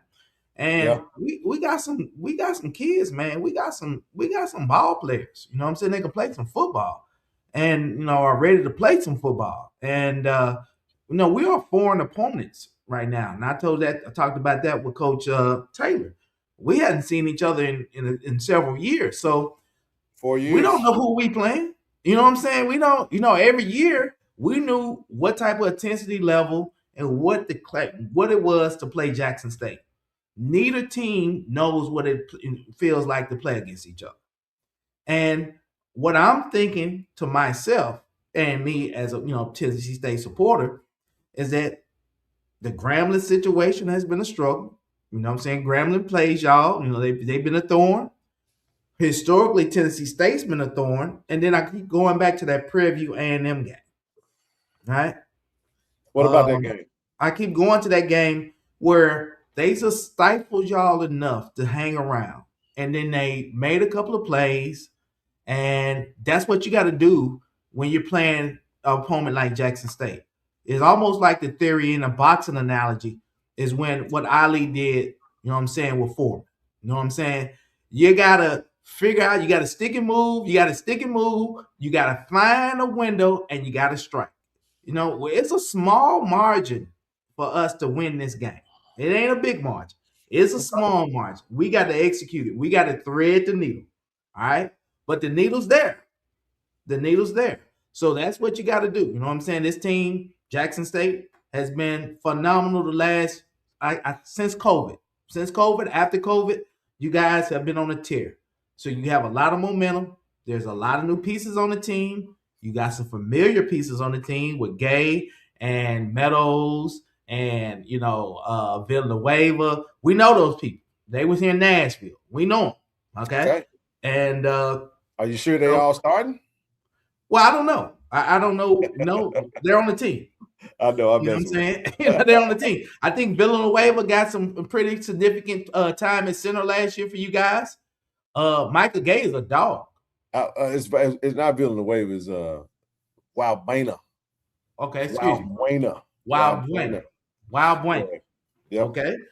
Played a lot for you guys last year, but Michael Gay's a dog. We know Michael Gay. You know what I'm saying? But who we have playing our two linebackers right now, we are very good with. We go 6-7 deep at the middle linebacker position, basically the same size, all of them 6'2", 230, and running and bringing hacks. So how many backers y'all play at a time? We play what y'all play, a 4-2-5. So can't but two be on the field at a time, right? Not That's all it. That's it. I'm just saying they just gonna keep coming. But this is the thing as well. It's the same way for us. We got a pretty deadly linebacker room too. Let me go back to something you did say. I want to make sure I don't let you escape when you said this. First, let me go back to Grambling. Grambling is when you go back to the Grambling games, some of that stuff was just you have to, if you're going to mention Grambling, you have to mention what happened with us. Losing our starting quarterback in that game changed the dynamic of the game. And then y'all had him the year before now, and he threw. Well, the year before we didn't. Y'all had him the year before. The year before we lost to them, we got our ass whooped, and then we went on. We never lost another game because we were still trying to figure out our quarterback situation. Yeah. That going into that Grambling game, Cam McCoy, Jacoby Morgan, what are we going to do? And I think Jacoby expected to be the starter because he started off as a starter, and then he, coach switched it to try to see what he had with and then we turned the ball over 5 times. You can't do that, man. And then by the time Jacobian goes in, I don't think he had his head in the right space behind that, and then he made some mistakes, and it happened. You know what I'm saying? But playing in the hole has been a house of horrors for us. We expect to turn that around this year, and I think this year we're going to overcome everything that you said was an issue. We're going to come to Nashville, and we're going to handle business in Nashville. We're going to go to the hole, and we're going to handle business in the hole. That's what has to happen in order for us to accomplish our goals that we set out for ourselves this year. The Prairie View game. Prairie View, another situation, a little different. You start Jacoby and return that game. You have just won your last 4 games under Jared. And we went back to Jacoby, and coach explained why he did that. He goes down in the first quarter. Jared comes back. I don't know why we threw the ball in the position that we were in. I looked at that game a few months ago, Derek, and it was 30 seconds left to go in the first half. We had no timeouts, and we was inside our own 20. So I can't, I never understood the thought process. But then again, I think coach maybe felt like we can get a first down and we can maybe get on the other side of the field and try to kick a field goal. So but in that situation, you got a cold freshman that's also probably dealing with his emotions because he didn't start. This was a tough situation to be in. We gave up points at the end of the first half. So that was our identity, though. All last year, we might have had 5 games, bro, where we gave up 3 points right before the half. That Grambling game we lost in Vegas, we gave up 3 points right before the half. Mississippi Valley, we gave up 3 points right before the half. There's another game we gave up points right before the half. And then in the SWAC championship, it bit us in the behind because we lost by 2. So I said all that to say this. Man, that ain't got nothing to do with this year. It's a whole different thing. We just talking about Tennessee. No. I'm coming to you. I'm coming down your street. I'm on Jefferson now. I'm coming to you now. Down Jefferson. All right. But no, the reality of the matter is that if, and I do mean if, those things happen like how it played out in the past, then we could have some problems, man. And what am I talking about? If a quarterback go down in the injury, we turn the freaking ball over inexplicably, bad calls, whatever the case may be. Those are the things that get you L's, man. What we got to do when we come to Nashville, first and foremost, more than anything, D, is we got to play good, clean, disciplined football. We were an extremely undisciplined team last year. We double-digit in penalties, probably were the most penalized team in the SWAC. Even though we were 9-3 and got to the SWAC championship and won the SWAC East, we did it being the most heavily penalized team in the conference. And I do know that the penalties were high in the SWAC period, but it was pretty ridiculous. I think as long as we don't get no SWAC referees in this game, man, I hope we get I think ain't y'all supposed to have some SWAC? I mean, y'all the visitors, right? You bring your buddies, don't you? Man, what I got in this damn bottle? Boy, I hope. I think we bring OVC officials to Jackson. I think you guys have the brothers, the soul. I don't know who's coming, but I hope they got the best crew that's coming, man. Goodness gracious. So but I think you referencing yesteryear a little too much. Well, I'm just saying historically, that's all we have right now. But I think these guys don't. You know what? I'm glad you mentioned Coach Taylor, because Coach Taylor said something in the press conference this week. On the SWAC call, he made a great point. He said, and these guys don't know nothing about no Tennessee State versus Jackson State. They don't know. It's just the first football game for them. We know. Absolutely. You see what I'm saying? So I don't think that they're coming. We're not going to come in here with the pressure of, man, we don't win one last. They don't give a damn about none of that stuff, man. You know what I'm saying? Matter of fact, I don't even think they really paid attention to Coach Taylor. Coach Tom Thornton as much as we did. Yep. We got to go we out. We got Richard Dent. Richard Dent been barking at every practice. Oh yeah, Big Dent. Big Dent. I'm supposed to see Big Dent's supposed to be at the mixer. Yeah, Big Dent. Well, we got a Dent coming too. We Hall of Famer Kevin Dent gonna be with us. He gonna be right there. Yeah, Richard Dent has been barking about this Jackson State game. What has he been saying? Fill us in on that. Yeah, he's barking, man. He's just barking. You know, he's a West Tennessee guy. And Jackson State. I remember as a kid, I was a young kid, you know what I'm saying, 4, 5, 6 years old, and Dirty Dent came to Jackson, Mississippi and put on a show. Put on a show at the vet. And he talks about it. And my dad used to talk about it. And, a lot of those guys that are in that baby boomer generation talk about it. So, yeah, man, it means something to us up here. So, Coach Taylor saying, that the guys might not know. This means the world to us up here. Y'all don't want us coming up there invading your hometown and wiping our feet off on your clean white carpet. Yeah, it's a lot of dynamics to this game. I get it. I understand y'all position. Mm-hmm. So based on what you're saying, all the pressure's on y'all. It ain't on us. We playing with house money then, right? Because y'all get home field advantage. Y'all got the legends over there. Y'all worked up. Y'all got a Hall of Fame beat. What's 740? I know 747 over there somewhere. I already know. Absolutely. Yeah, he got his golf tournament Friday. Absolutely. Yeah. Man, this is the Super Bowl, you know what I'm saying, for us. So yeah. Now, do our kids see it that way? I know they're getting told about the importance, but like I've been, tossing and turning since the Sunday before. You know what I'm saying? And because not only because of the opportunity, but all the folks that are no longer here, like my father, you know what I'm saying, who's from Greenville, Mississippi, right? And all the Greenville stand up. Yeah, absolute. Coleman High, last graduating class, 1969. Okay. Wow. You got the aristocrat abandon that dynamics that has been completely quiet, right? They won't even talk to me. I called them. Right on the creek, huh? That's what they been doing. I'm like, hey man, y'all ain't gonna fool D Flynn. They like, look, Flynn, we know what's coming to Nashville. You know what I'm saying? Everybody know we're in a rebuilding stage, but we got something for them. You know what I'm saying? And we gonna sit over here and we ain't gonna say nothing. They coming. We got something for them. You know why they ain't gonna say nothing? They won't. They know not to say nothing. Well, it's the best way to play it. Yeah. Listen, man, you got to sit across from the boom. I understand it. I understand. You just play it safe. Just don't say nothing. Don't say nothing. No, I ain't come from that. Like you say, we gonna say. He said, I ain't come from that. No, I ain't come from that. You know what I'm talking about? I'm gonna tell you I'm gonna do something to you and then do it. You know what I'm talking about? And then talk about it some more. But we get it.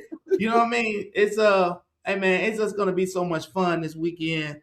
Can't wait to hang out with you. Can't wait. I got a lot of folks. I got folks that then showed up from Denver, Colorado, the Delta folks. You know what I'm saying? They pulling up or just flew in tonight. We going fishing in the morning. We have a John Merritt Classic unofficial crappie fishing tournament in the morning. Okay, wow. So we finna catch crappie tomorrow, and whoever catch the most crappie win that. And it's Tennessee State versus Jackson State. So be excited, man. Next time I'm gonna come up on a Thursday, bro. I ain't coming till Friday this time, though. Yeah, well, you got a lot to do, KC, man. A whole damn lot. You got a lot to do, man. We just appreciate you being able to get, come to Nashville. We're gonna hang out. We got the Day 26 concert that Uproar is promoting, you know what I'm saying, at the Cannery. Day 26 is also coming to Jackson, Mississippi, I think on October the 24th. So we got to stop through that. We got the day party. We got 8-Ball MJG coming. What is it? Friday. Day party at the First Horizon Stadium, which is the baseball stadium. We packing out the baseball stadium, man. We day party. Wait, what did you say? That's Friday? That's Friday. Yeah. Friday night? No, Friday from starting at 3:00. Okay. I'm going to link up with you once I get there. D friend, me some King and be friend his son. Hey, man, listen, we already, D know what's coming. It's my tailgate buddy right here, man. He know what he's going to get now. Absolutely. Now, once we touch down, listen, man, hold on one second, brother. I'm sorry. Yeah, I'm looking at one of your comments. Absolutely, I'm going to be very excited to see the Boom come into the stadium. It's one of the great, things you can see on a Saturday. You know what I'm saying? And watching the Boom come in is phenomenal. The Boom is phenomenal. They're phenomenal with their size, their sound, how loud they are, their interest. But they do not want to fool with their Aristocratic band on no field show. They don't want to get technical with their Aristocratic band. They don't want to get in the catalog with an Aristocratic band. So, you can't be 100%. Are you, let me stop you, bro. Come on, let me stop you for a second. I'm just saying, I'm responding to comments and I'm right here. You know what I'm saying? I got you. But you, hey, let me see. You got a cup. You must got a glass on your desk or something, right? No, sir. You been drinking, man? No, sir. I'm right here. Right here, live in color for you. I showed what the other night. You know what I'm saying? I ain't not coming back and forth. You never know what film be on. You know what I'm saying? I'm not predictable. Y'all delusional up there. That's what I'm starting to realize. Y'all got some delusion. What catalog? So hold on. So we're gonna go down this rabbit hole. Hold on. Excuse me. I'll let you go first. Can I go first? Y'all been over there in that damn OVC. And y'all over there in the OVC, no, we're not gonna give you that. The Bumblebee and all that stuff. What are you talking about? Catalog? No, we're not gonna do that. Now we're gonna get so let me ask you a question. Honest question. Okay. Honest question. Okay. When the last time Aristocrat's band actually been better than the Boom, bro? Every year. Oh yeah. So let me explain something to you. Let me hold on. So let's go back. So let's look at third party. So let's look at third party influence or grading system. So in 2020, when everybody was sitting at home, all right, during COVID, they had a virtual band, what you call a competition, whatever you want to call it. Jackson State has never won any band competition in life. It's y'all like that stuff. Y'all beat Southern, okay? Y'all whooped Southern last year twice. All right. You ain't never gone to no national battle of the bands and won nothing. Okay. But this is what I do have. Respect for Dr. Little. You said we ain't never won ain't never been to no band show the and band won battles nothing. that we've gone to, ain't nobody won. What are you talking about? There's always opinions. It's an opinion, bro. Right, but I'm just saying you got to win something, right? Can you win the opinion? Can you win the poll? You know what's funny though? When we talk about the best HBCU bands, y'all rarely come up, bro. Ever. What are you talking about? This is insane. But you gotta get out of Nashville, dog. You gotta get out of Nashville. You gotta get out of Nashville. Hey, bro. Okay, all right. You gotta get out of Nashville. So let me finish my point. Let me finish my point. Let me finish my point. Okay, that's all I ask. All right, now we've won 2 Grammys. Okay, you guys not even on the Richter scale on that. But I do have respect. So, but you want to wave off Grammys? See what I'm saying? That's why you can't win. I don't. Okay. That's what fine. I'm saying is, that's cool. Keep going. This is what I'm saying. Keep going. Dr. Little is phenomenal because what he did was he brought the boom from being loud to complete. The woodwind sections of your band now makes that band 110%. That's why nobody came. We did have a bad moment again. Like that's why I said you can't be talking about this boom, this version of the boom. Well, I'm just saying I'm excited to see this boom. This boom right here is phenomenal. Last year, continuation, like the past few. Now there was a 29. Don't give me boom, folk. Don't come for me. There was a few years where there was where we were in limbo. I know when Dr. Dow Taylor stepped away. I don't know who that dude. I think we got a dude that came from Southern, and it just was all that year. We went to the Charlotte to the Queen City Ballad.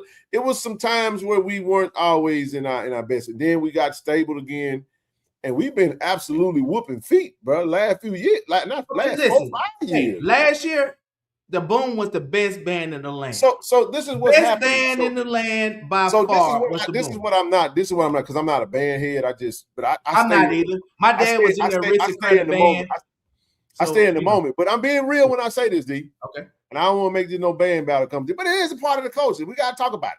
Absolutely. We got to talk about it. And listen, I ain't going to be listen, it's going to be recorded.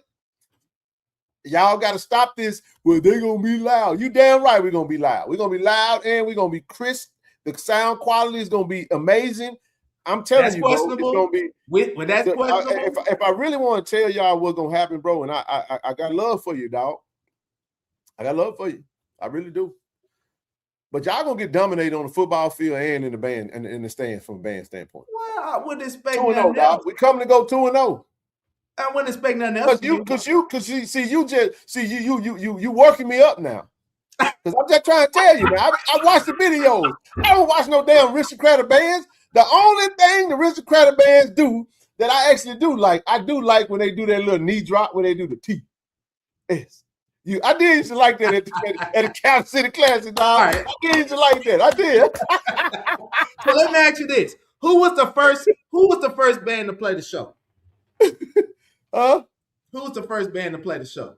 Nah, you going past my pay grade. I don't know. I don't know either. It's just good conversation.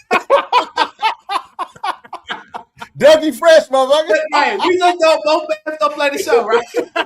All I know is it did right here. I was just tell you right now. Listen to me, man. Right. When we score, hold on. I'm finna tell you what's gonna happen. I'm finna tell you, Tiger Nation, pull a seat up. Whoever that Charles dude is, shut up. Hush. I need you to listen and take notes. In the third quarter, all right, in First Bank Stadium, after Jackson State scores a touchdown, and we create a bigger separation. And you hear, oh, no. It's over with.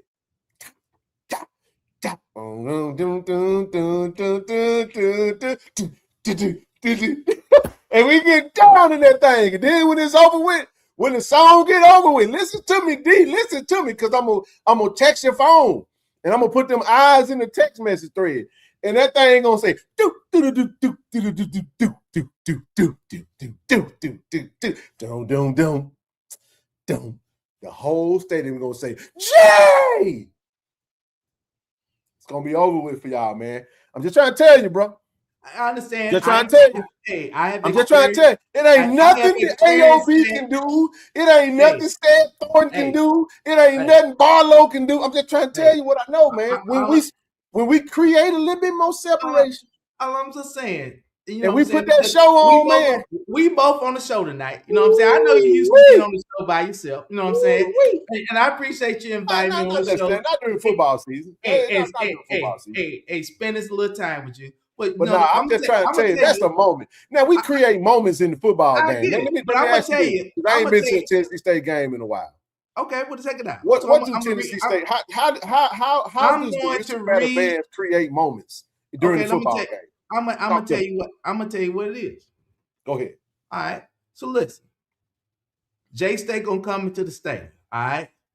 Wow, all that. You know what I'm saying? The J5 gonna do all their thing. You know what I'm saying? You know what I'm saying? The J6 gonna shake it all the way up to their seats. All right. Great. We're gonna enjoy every minute of it. But Tennessee State's gonna rebuttal that by playing a little player fly. It's gonna be like, you know, I'm a big player fly guy, man. No, we're gonna play getting it on. Because it's time to get it on. You know what I'm saying? Bo doom doom doom doom doom doom. So when you hear that, that means you're in the Terror Dome when we get to playing that player fly, all right? So then enough, D. Yeah, but it's gonna be cool. So now you know when you're in the space. Now in the third quarter, towards the end of the third quarter, you're gonna start hearing that TSU mix. It's when them snare drums get the doom, doom, doom, doom, doom, doom, doom, doom, doom, and then they play by 5 or 6 songs off that same cadence. That's when you know that you're in trouble, because we just gonna be hanging on. We ain't saying we're gonna dominate. We just gonna be hanging around like you got to do to beat Jackson State, like Prairie View did, like Grambling did. You just hang around. You know what I'm saying? You just hang around. That's what you want to do. Is hang around. I'm listening to you, bro. And then that big play gonna happen in the fourth quarter. And we're going to start to play party. Bo, bo, bo, bo, bo, bo, bo, bo, bo. That means that's going to be sitting your home music. That's going to be, it's time for you to get up out of here. You know, Jackson State fans show up big, fast, but they leave quicker. I seen them leave. You know what I'm saying? I seen them get on up out of there when they don't like what they did experience. So all I'm saying is, brother, you're coming to Nashville. You ain't won here in 48 years. Since 1978, I was 1 year old. And they wrote a big old article in the Clarion Ledger, making it a signature win for you guys. Nashville is not sweet for you guys. I'm glad you guys are coming. I'm great. Me and you have built a phenomenal relationship. When last time you played coming out of here with a W? Hey, when last time you played in Nashville, bro? Last time we played 1988. It was a tie in the hole. 26. I don't know. I was 11. 1988. I was 11 years old. Man, I was 6. Okay. Well, you remember? I don't give a damn about no man. At that point in time, I was hoping my mom and daddy didn't split then. Dog. My mom and daddy was still together when last time we played in Nashville. Yeah. What was you talking about, man? Yeah. My dad split in 89. I don't look, man. Look. We were like the Cosby, bro. No, dog. You bring look, man. Hey, 1988. That's the last time y'all were here. Hey, I just moved here from Jackson in 86, November of 86. Hey, man. I was 9 years old. I was 6, bro. Yep. I was 6 years old, man. First grade. I remember Jackson State. First grade. I remember Jackson State and Tennessee State playing in Chicago at Soldier Field in the early 90s. Bro, you can't. This is how you see you. I'm gonna help you out with this, bro. I gotta help you out. I got love for you, bro. I gotta help you out. Don't bring up that. That's not a good point, bro. I'm just saying. I've been around this game my whole life. You cannot bring up us not Nashville ain't a good play for us. Nigga, we ain't played in goddamn Nashville since I was 6. Around 44. Well, I'm just saying, some folks learn that some places you shouldn't go. You know what I'm saying? You leave kind of stuff alone. That's what I'm getting at. You know what I'm saying? It's we a reason went to Memphis, why man. We went you to don't want to come up here because we went to Memphis. Memphis. You know we was in Memphis. Come on now, brother. This is a new day. This is a new Nashville. Well, I'm excited for it. I just understand the opportunity for us and the opportunity. And man, we can't thank y'all enough for coming to Nashville and waking up our fan base. You know what I'm saying? It's only been y'all can't go back to sleep after the game, though. Yeah, you know we will. You know, we're gonna go back to sleep to homecoming. Oh yeah, I can tell you that now. I ain't nothing. Yeah. Wait till UT Martin show up. I think UT Martin show up the first week in October. It'd be 2,500. You know what I'm saying? Goodness gracious, man. That's what we got. He said, "Oh yeah, we gonna go back to sleep. You ain't got to worry about that." Yeah. Man, yeah, look, absolutely. But that's why it's such a great time for us. Gotta listen to your fan base, man. The OVC thing really didn't work out well for us. How long y'all been in the OVC, bro? Since the late 80s. Shit, since we played y'all in Memphis, huh? I mean, played y'all in Nashville. Absolutely. I think the transition was about around that time. But did you know Gail Sayers was the athletic director for Tennessee State for about 24 months? The Gail Sayers. I didn't know, bro. Yep. Sure was. So we've had a lot of, things that happened that just was kind of just head scratching. And so, man, we just glad that y'all woke us up, and hopefully we can keep this momentum and some decisions get made where we understand that we need to be playing our folks. Dr. McCullum is a phenomenal leader for the SWAC.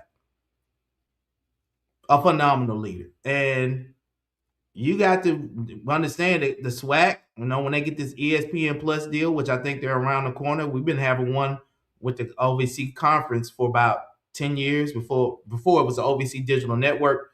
But when y'all get that, SWAC, y'all got the SWAC network, SWAC Go. So, I mean, man, everything's up for the SWAC. And it's time for us to have a real conversation about who our conference alignment should be with.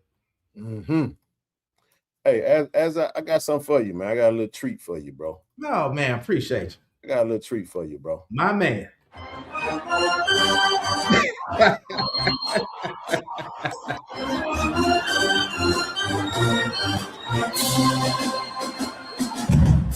This when you know we're on your ass. It is.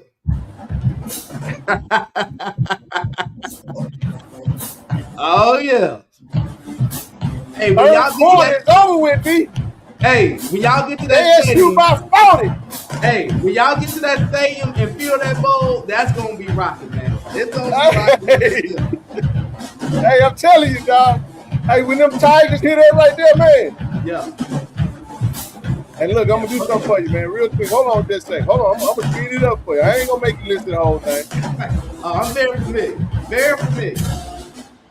Come on now, D. Rich Brady Band came to this.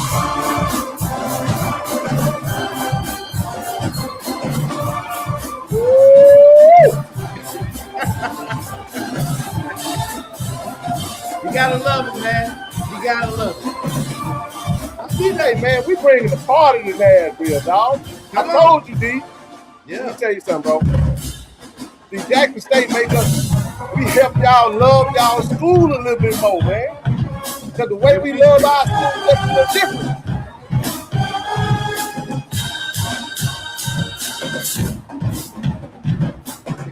Hey, I'm gonna point to you. I'm gonna do it right here, D.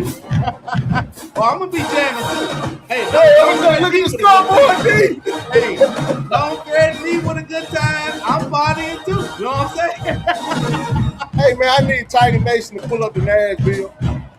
It's the official Jackson State takeover. We're gonna turn Nashville into Jacksonville. You already know what's coming. I'm gonna give you a little party here, B. Before this video hit.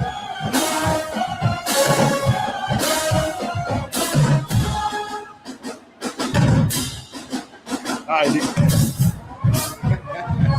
Show me. I'll give you. Send me the video. I'll play it. This when you know your ass in trouble.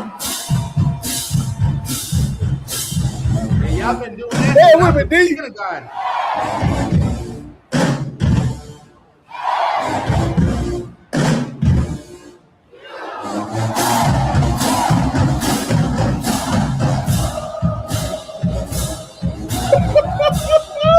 Well, we gonna turn First Bank Stadium out. Vanderbilt ain't never had. Vanderbilt can't do what we come to do. You know that. You know, hey, that's what we saying. You know that. You know they can't do it. We're gonna rock their own stadium out. We're gonna show it ain't gonna never be the same. Vanderbilt ain't gonna put on the show that Jack State gonna put on the show when we come there Saturday, man. It's on, man. It's on. You talking about 1988 when I was 6? I'm gonna get a t-shirt made just for you, D. The way this Saturday, they're gonna say I was 6, bro. Hey, it's like frat talk, right? It's like, you know, I'm a member of the frat so nice they named it twice, and I, you know, KSI and the old guys be like, man, I was made in 76, and I'm like, bro, I wasn't even born. You know what I'm saying? I got nothing but love and deference for you. You know what I'm saying? My man said, rest in peace, Dolly Parton, baby. Absolutely. Dr. Little, man. But let me say this though, man, and we have fun with it. Man, AOB is always they one of the most respectable bands in the culture, bro. I just haven't heard them in a while. I don't know. You know, I ain't gonna listen. I'm not gonna quote you on it. You got something for me? Oh, okay. Let me see what you got for me, dog. You got something? Let me see something, man. You gonna let me see what you got, man. Oh, see, that's 8 minutes, bro. You just gave me something short. No, you ain't got to go no 8 minutes, man. Just, you know, it is what it is. You know, you supposed to give a look of my students and student athletes. You know what I mean? That's all I'm saying. We here.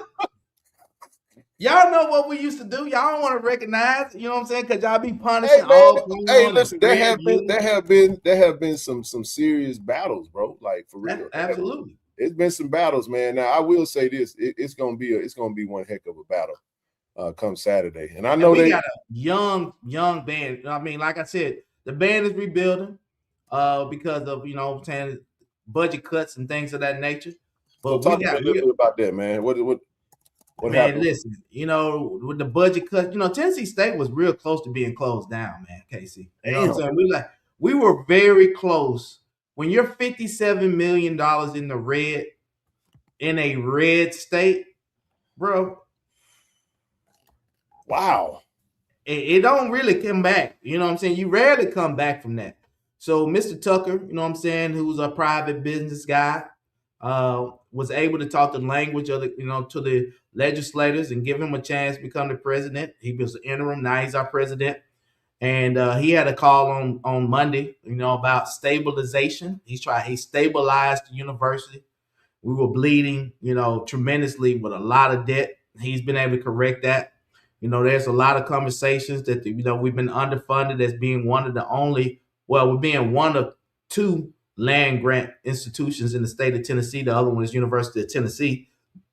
And of course, you know, what came out for HBCUs under the Biden administration, you know, being woefully, you know, 17 HBCUs, $12 billion in underfunding. Tennessee State was at a $2.1 billion mark. And but how much of that falls on the state, though, bro? I mean, we got 2, you know, HBCUs that are just. I mean, all of us are historically underfunded. At the end man, you know, to me, I don't see me being a fiduciary and counting money every day. I don't see how you can miss that. That's why, you know, administrations matter. You know what I mean? They do. Leadership matters. 100%. Accountability matters. Transparency matters. Yep. And, you know, some kind of way we've allowed a lot of that to go unchecked. So, you know, we're building our way back up, man. We're building our way back up. And I know you guys have some new leadership as well. You know, we're hoping for her to continue the great tradition and the great, you know, Jackson State platform. And you got to fight, man. You gotta be present, and you got to fight, and you got to be transparent. I absolutely agree, man. We do, bro.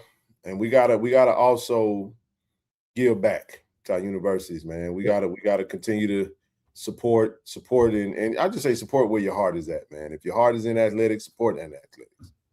You know what I'm saying? If your heart is in academia, support in academia. No matter what, give. You gotta get to the institution, man. We gotta do our part. But there's no amount of donations we can donate our way out of being publicly underfunded. It's just not possible. But we get too far away from it, though, man. Let me ask you this, back to the football piece. Anything about your team, man, any concerns? Oh, yeah. I'm concerned.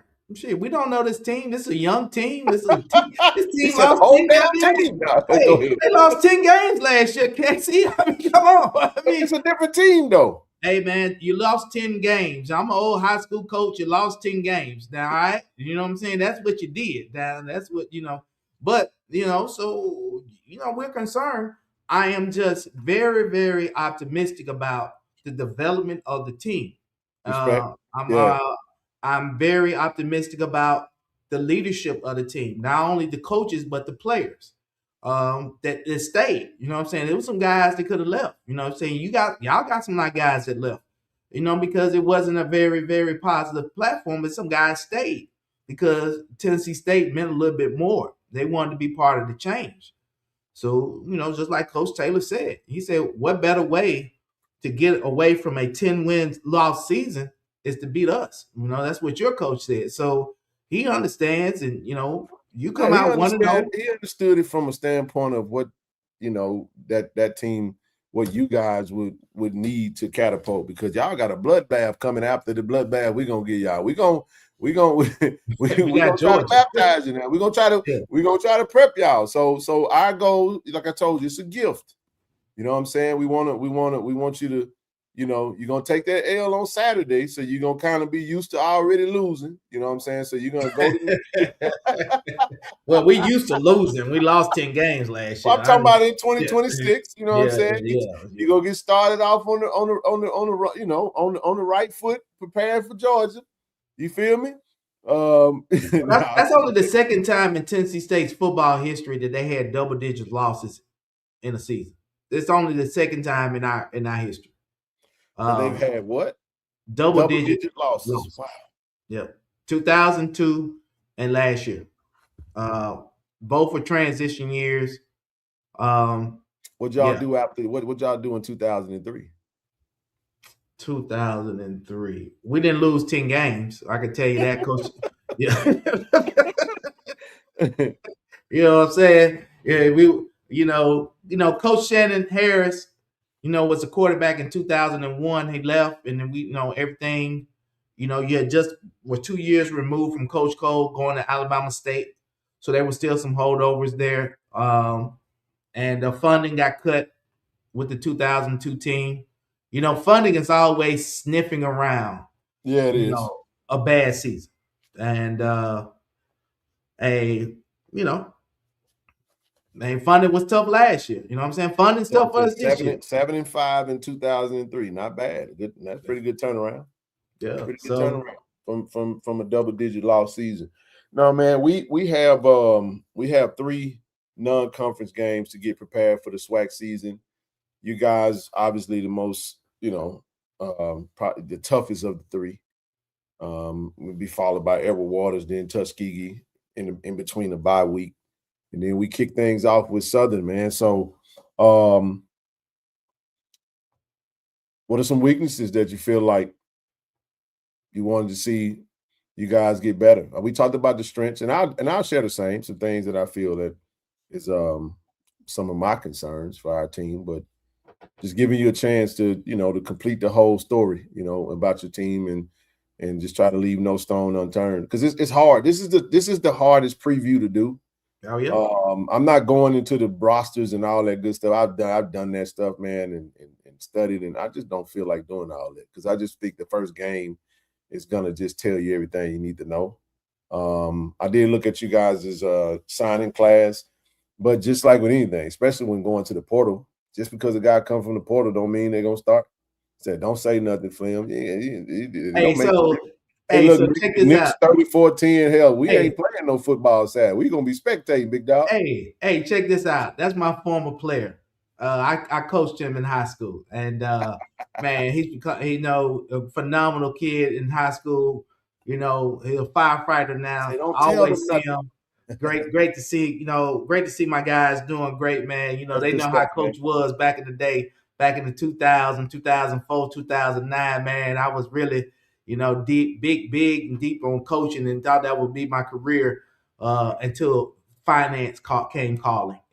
Gotcha. But the big thing is our offensive line. You know what I'm saying? You hit it on the nail. You know, offensive line play.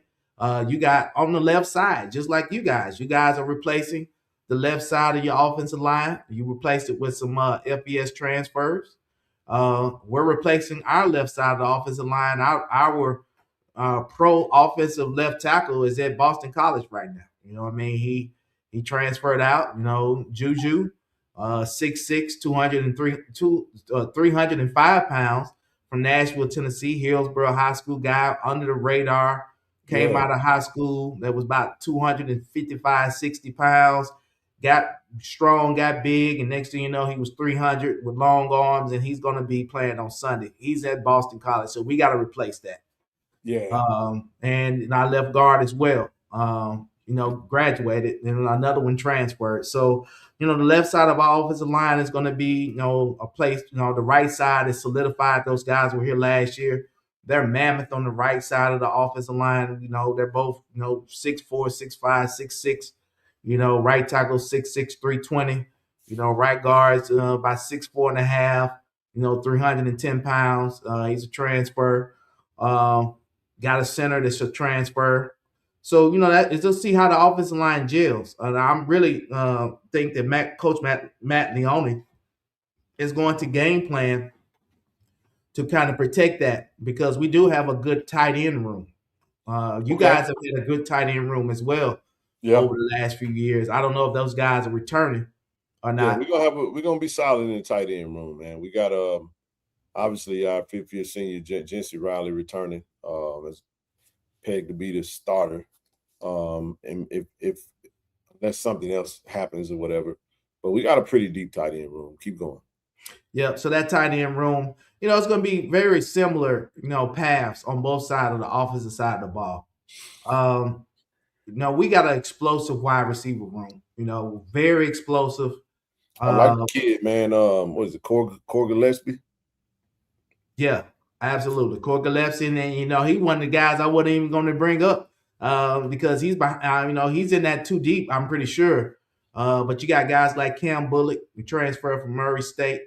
That was already getting all kind of accolades. 6'4", 200 pounds. Just a guy, guy's just a Moss type guy. Just goes and gets the ball, speed. You got Dalen Root, a transfer senior guy. Under the radar that came in. That's a slot guy that's going to give you that Nate Rembert vibe, right? He's a light skinned, curly hair guy, small, quick.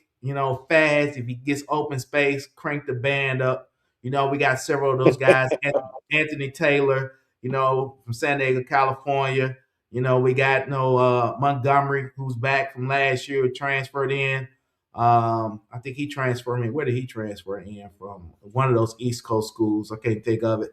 But yeah, we got a very explosive wide receiver room, and then the running backs are exquisite. They are just silky, and that's what. That's the thing. Everybody's talking about Blunt with you guys. Blunt is the guy. Blunt is the bulldozer. You got to replace that room. You guys had a phenomenal backfield the last 2 or 3 years.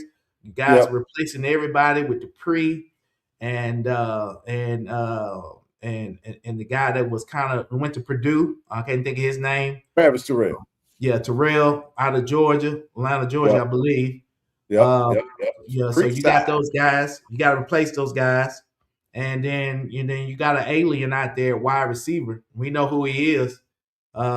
He's going to be looking at an alien because they're going to be the same size, which is Sincere Safula, who's 6'3" and a half, 200 pounds, And I can't say the young man's name. It starts with F. Fortillion. Is it Fortillion? Jonas Fortillion that's who you referencing. Yep. Okay, yeah, Fortillion. Man, he's an awesome wide receiver. But we got a guy that matches up with him physically. You know, those guys will be looking eye to eye. They're both 6'4", Sincere is 6'4". So, you know, I want to see Swipe against Cam Bullock. Okay? No, you don't. I want to see Swipe against Cam Bullock. This is going to be an epic matchup because Cam Bullock is not from Earth.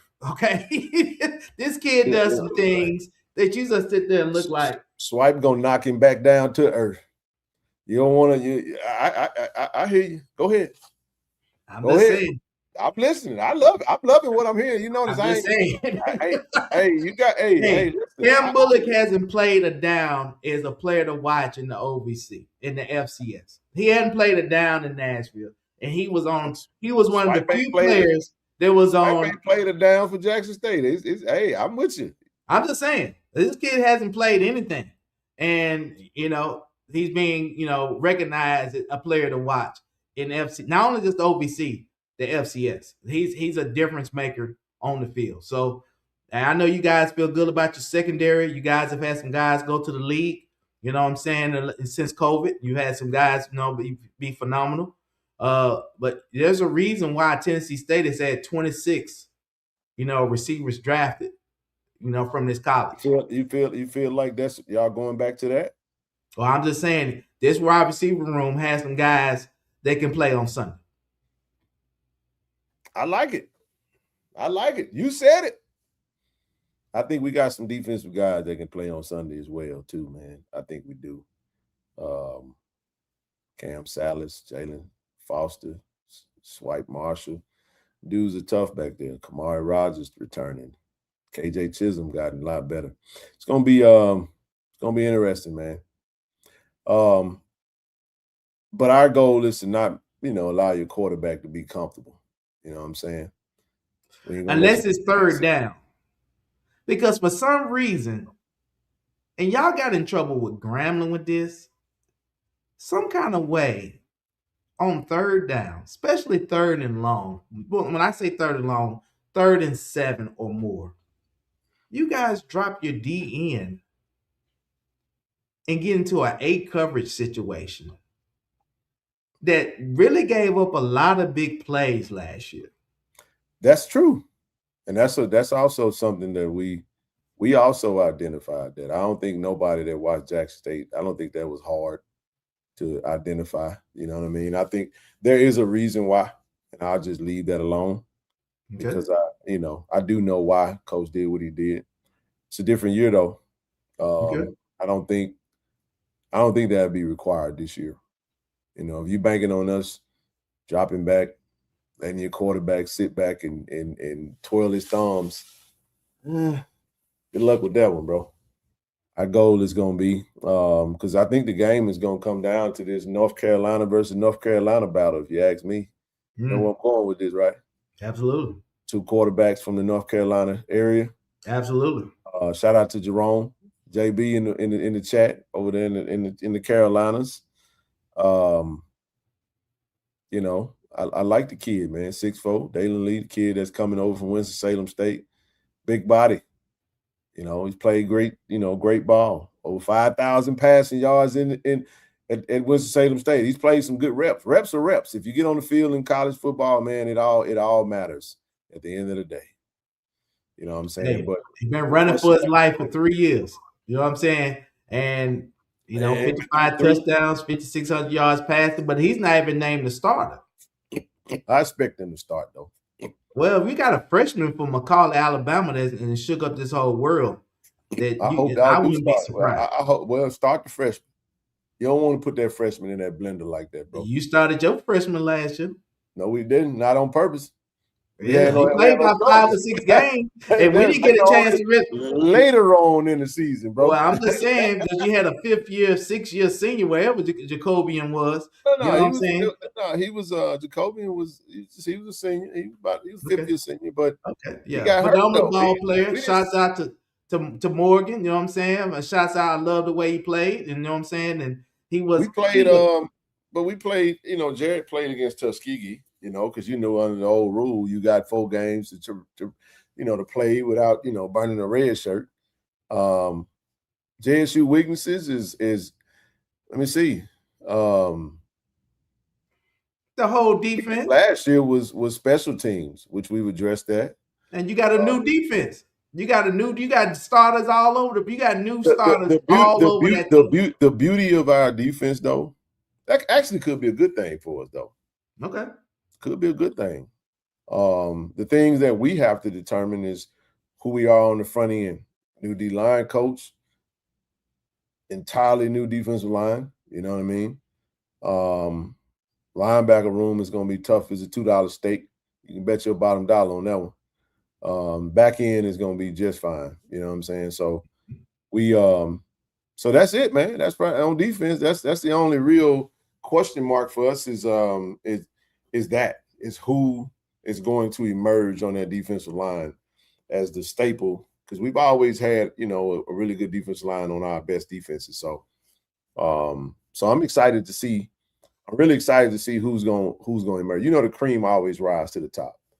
You got just players and then you got gamers. I'm looking for the gamers on Saturday. Who's going to be the gamers? Who's going to jump out the film? We will start some freshmen. One in particular. We got to, and at this level of ball, because one in particular is he gonna be a really, really, really good kid, man.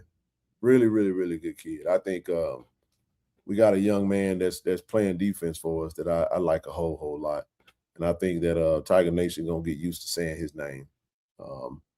If that kid was 6'3", he wouldn't be at Jack State, bro. I'm gonna just tell you that now. Mm-hmm. We at HBCUs, if you recruit the high school ranks, sometimes you get a late bloomer or you get one of these kids that's undersized but really good. Yep. You gotta be when you don't fit those metrics in the ACC, Big 10, Big 12, SEC, you kind of fall to the G5 level or to the FCS level. And then those guys come in and dominate, and they get themselves an opportunity to elevate at a later time. And I think we got a good few of them. We got some late bloomers that's going to be really, really damn good. Coach Taylor said this is his best freshman class that he's seen since he's been there. Well, we playing freshmen. I tell you that he really believes in his class. Yeah. We got to play freshmen. You got to play freshmen. No doubt about it, man. If you're going to recruit the best of the best, you got to put them on the field. Absolutely. And anytime you have a culture that's built off merit and built off earning your keep, you're gonna get some freshmen that's gonna come in there and outwork them vets, man. And if they do, and if they getting the best of them, you're gonna see it happen. And I think you guys gonna get very familiar with one in particular on Saturday. And I think outside of that, I can't tell you nothing else about our defense. I told you our linebacker room is pretty damn stout. Our back end is really good. I love our cornerbacks. The question marks is going to be on the defensive line, and that's mainly because we're going to see a lot of new guys in the mix. And that's the thing that we're going to have to determine. How does our D-line set the tone against you guys' O-line? Y'all got to revamp left side. Y'all got some returners on the right side. We got to revamp defensive line with some, with a same system, but just different emphasis. I think Matt Leone plays a certain way of football. You guys are heavy RPO. You know what I'm saying? Heavy RPO. Run game is your strength. Y'all going to run the shit out of football. I do know that. And then when you take your shots, Tiger Nation expect them to take their shots probably 40 yards down the field. That's what Matt Leone do.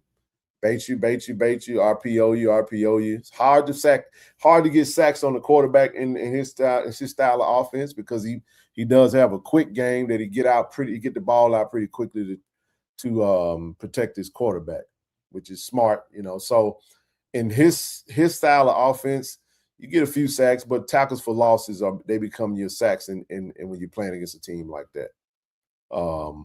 I do know y'all play a lot of cover 4. You know what I'm saying? Just kind of looking at what y'all did last year.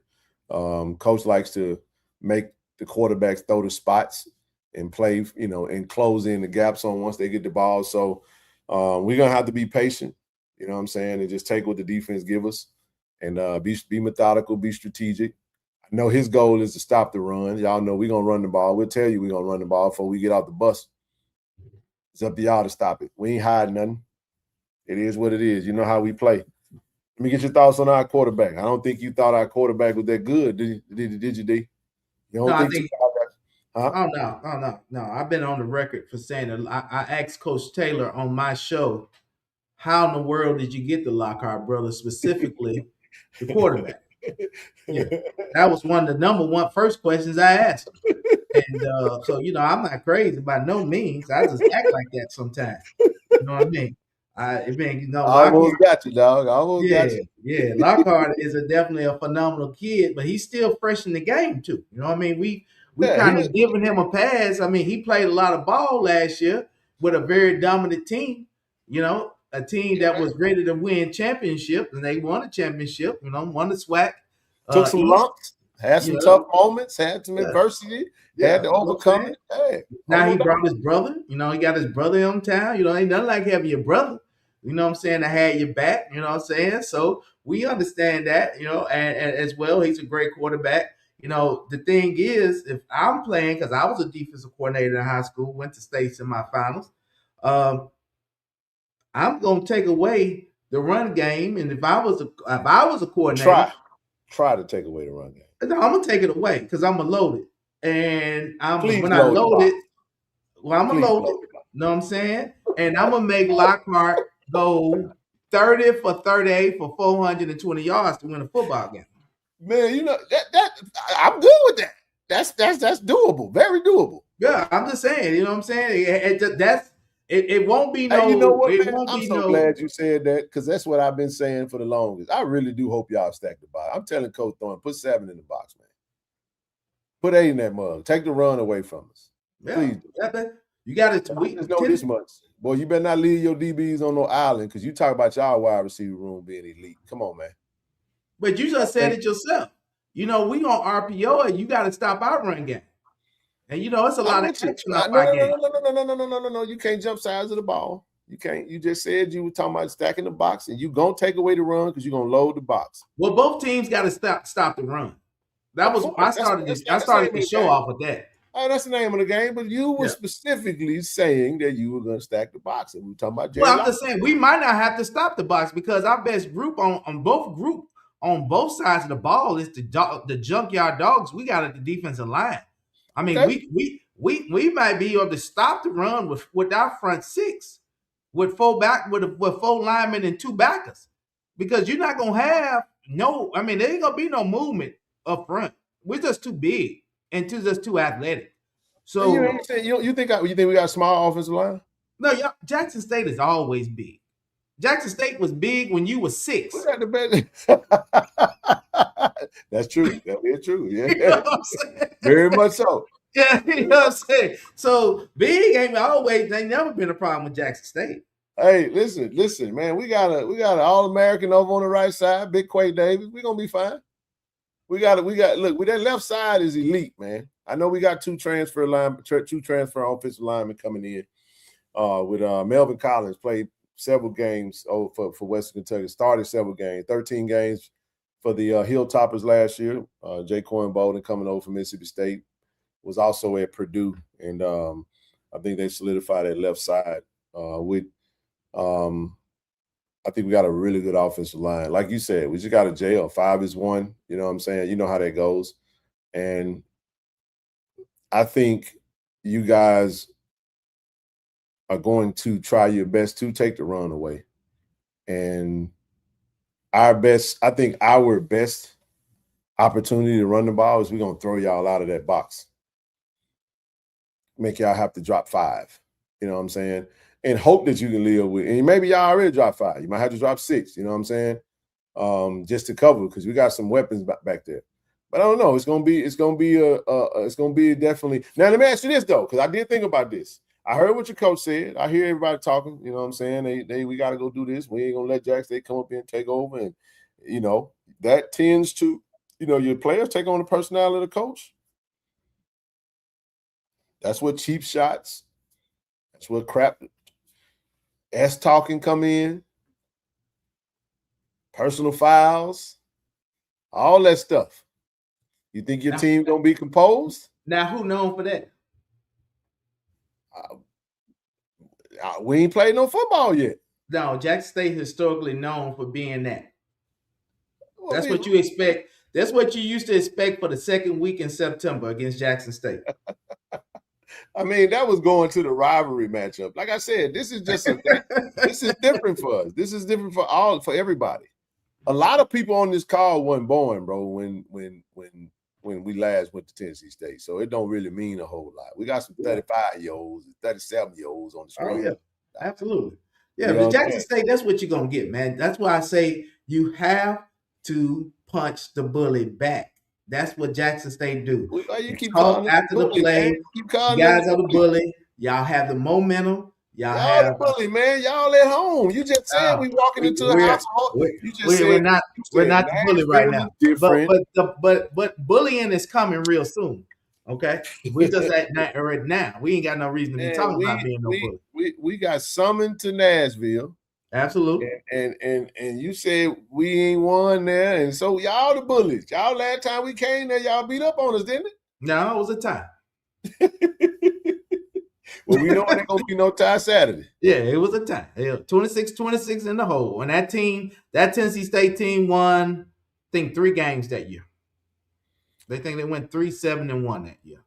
I got you. That was the last year of Bill Thomas. So let me say this.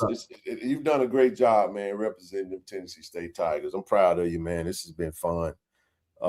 Anything that you know, let's leave no meat on the bone. Anything you feel like that you haven't expressed, that you want to express. I know we'll save the I don't know if you guys are we doing some Saturday morning, but we'll wait for the game. We'll do our score prediction then. We're not gonna do that. No scores. Yeah. So we'll get with you tomorrow. Yeah, we're all in for Saturday. Where we want to go. I did get some additional support that you discussed, so you can travel light. I do think we do have what we need in place to go live on Saturday. So good deal, man. Anything else you want to leave on your team, man? This is your, you came into listen. You're it's almost like the movie Sinners. I had to watch you for a second because you came over here appearing to be the friend, and you trying to get me to walk in so you can take over on me, But nah, man, you appreciate you, man. It's been a great sport. I think it's gonna be a phenomenal atmosphere. In the end, like I said, we have fun. I really don't know what's gonna happen. I know what I want to happen. Yeah. And I know what I hope to happen, and I know what I expect to happen. But I still don't know. And I think that's the beauty of being able to watch the game and see it all play out. We're going to show up and show out, man. Y'all make sure y'all get y'all dadgum tickets, man. Make sure you get your tickets, y'all. We look at them seats. Yeah. Ain't going to be that many. You better go and get them for the that ABC side is Tennessee State side. It is. That's just the ABCD side is Tennessee State side. I'm gonna talk about it. That's because y'all used to that whack ass ticket purchasing process y'all got going on, man. Just follow the prompts. But hey, I do want to say this. Because you say there's anything that was on my mind, and what's on my mind got nothing to do with the student athletes, the band thing. I got my dad on my mind. You know what I'm saying? This my dad was. I'm gonna send some. If you follow me on Instagram, I'm gonna post a picture. I was 2 years old in this picture, standing between my mom and dad with a Tennessee State shirt going on to a Jackson State game in Jackson, Mississippi, standing in the yard at 303 Duncan Avenue. So this is awesome for me, bro. I'm just saying, this is awesome for me. I get emotional about it. You know what I'm saying? Wishing he was here. It means something, bro. Sure. I got Aunt Pauline and Aunt Louise that all went to Jackson State. Aunt Pauline still living. She was the superintendent of Greenville schools. You know what I mean? And so, damn it, this is so layered, so many different ways. I'm so excited about it. I stood strong for my team. It's been a pleasure meeting you, KC. Who would ever thought? Fun, bro. It's been fun. What I'm saying? And we're going to rock this thing out. After I'm game. looking forward to getting up there, man. Listen, I tell you, man, that's the beautiful thing about HBCUs and just the tradition, just the pageantry, man, the history. the stories, bro. It's been so many, and it's always so cool to see it from someone else's side. You know, sometimes we get so absorbed in our own world, and we tend to not ever consider it from other people's perspective. Somebody got to lose Saturday. I hope it's y'all. You know what I'm saying? But at the same time, it's a big win. It will be, man. It will be. I think getting Jackson State. This is the culture needed this. I think we've all been kind of missing each other a little bit. You know what I'm saying? That rivalry is like, get on over here with your ugly ass. Let me punch on you a little bit. You know what I'm saying? Right. I missed you. I missed you, boy. I missed you. You know what I'm saying? You get to punching each other in the arm and stuff. You know, that's how it was, man. And I mean that, bro. Like, I hope we play each other every year again, you know, and find a way to make it work for both sides. But you never know, D. This might be the birth of something new. It might be birth of a new classic. Who knows, man? And that new classic may come with the right numbers that might make sense. You get what I'm saying? Yep. And it starts with Saturday when they see on ESPN Plus and they see that stadium, they're gonna say, "Damn, that look like a Vanderbilt game. Damn, they got Tennessee State, Jackson State, Tennessee State, and Jackson State did it like that." Yeah. Dang. You might see some sponsors that say, "Hey, man, we need to do this more often." And then you know how that goes. We never know. So Tiger Nation, pull up. But let me say this to Tiger Nation, D, because it ain't about just that. I know you said they gonna go back to doing what they were doing after this game. I want to challenge Tiger Nation to, man, we got to show up. We're gonna show up to Nashville. But I was told, man, our leadership was at that stadium today, already getting everything prepared, making some necessary changes, making some things, addressing some needs and assessing some needs, already getting prepared for the first home game. All of our games, bro, all of them. It's when, you know, in September are going to be at 6 p.m. It's still gonna be a little hot, but it ain't gonna be like it was last year at 2 o'clock in the afternoon. You feel what I'm saying? We got to show up to the damn. I ain't mean to do that. We got to show up to the Edward Waters game after this game, man. Come back home and come to the game, man. It's gonna be people in Nashville, D, that ain't coming to the game. They just gonna be in Nashville because Nashville finna be a vibe. You feel what I'm saying?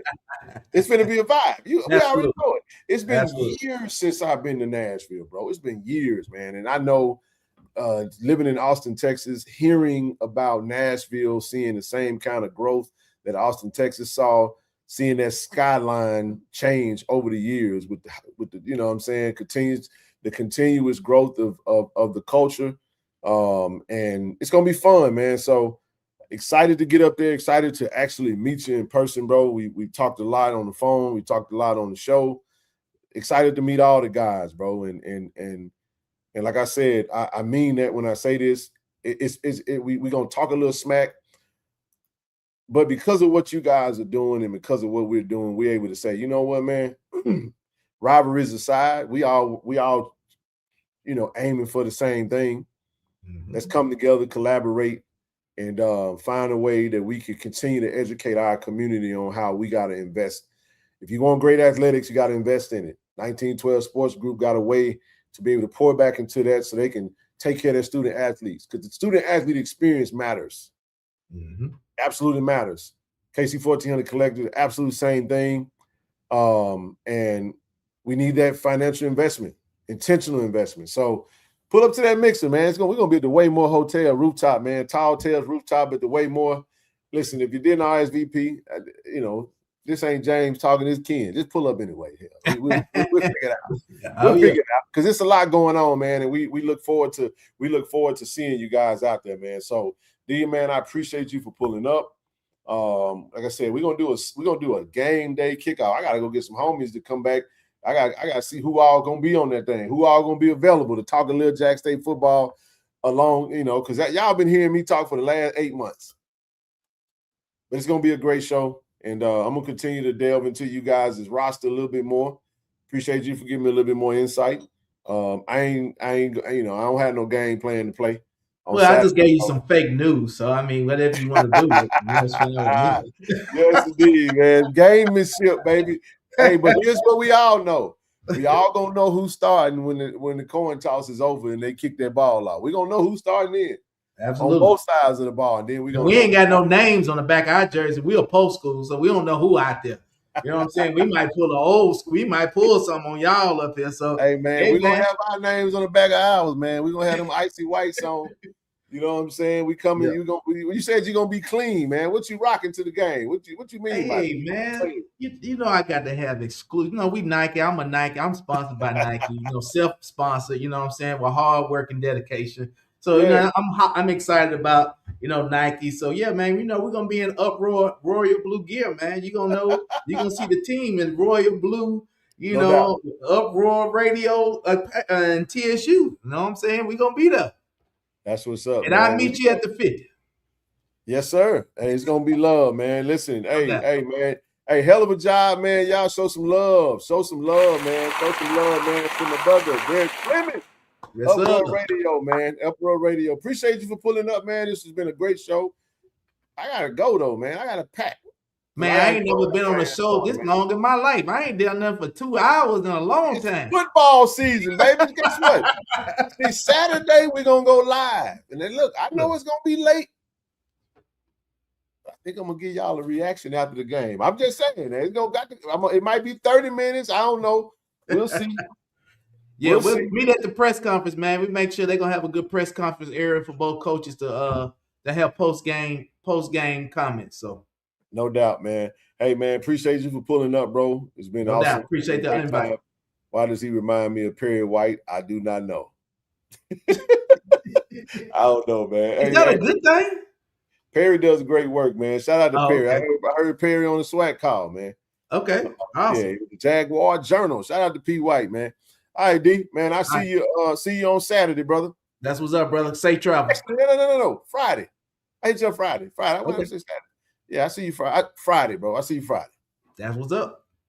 Tiger Nation, appreciate y'all, man. Hey, we'll see you guys back on Saturday morning for the game day kickout, man. D, I love. Big Blue. Go Tigers. D, I love. D, I love. All right, y'all. Peace out, man. I see y'all on Saturday morning. On the field, we bring the energy. Ready to go.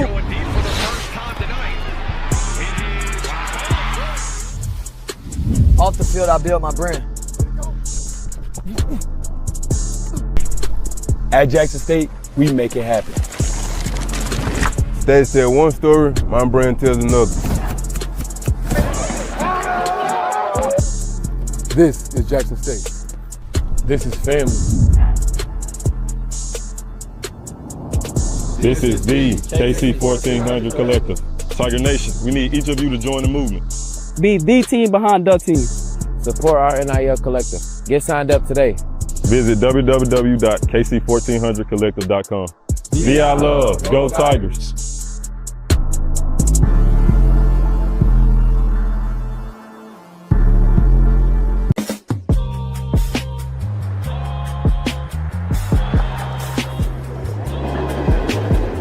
Hello? What it do, bro? Man, what's up, baby? I'm down here in the NO, man, working this HBCU Legacy Bowl. Man, big dog. What's up with that order? So we got 6 players down here this year. Oh yeah, we're gonna make it happen, man. Just let me put my spin on it. I bet. You look like Rick Deuce, man. Hey, another play.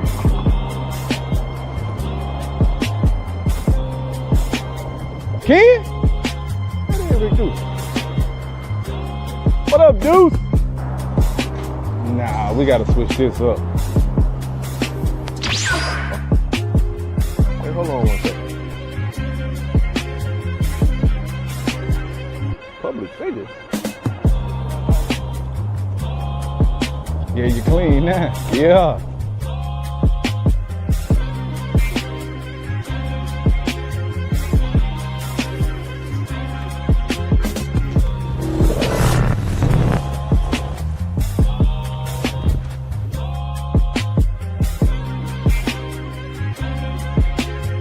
Hey, this True Thompson. True, you gotta get word for Tiger Nation, man.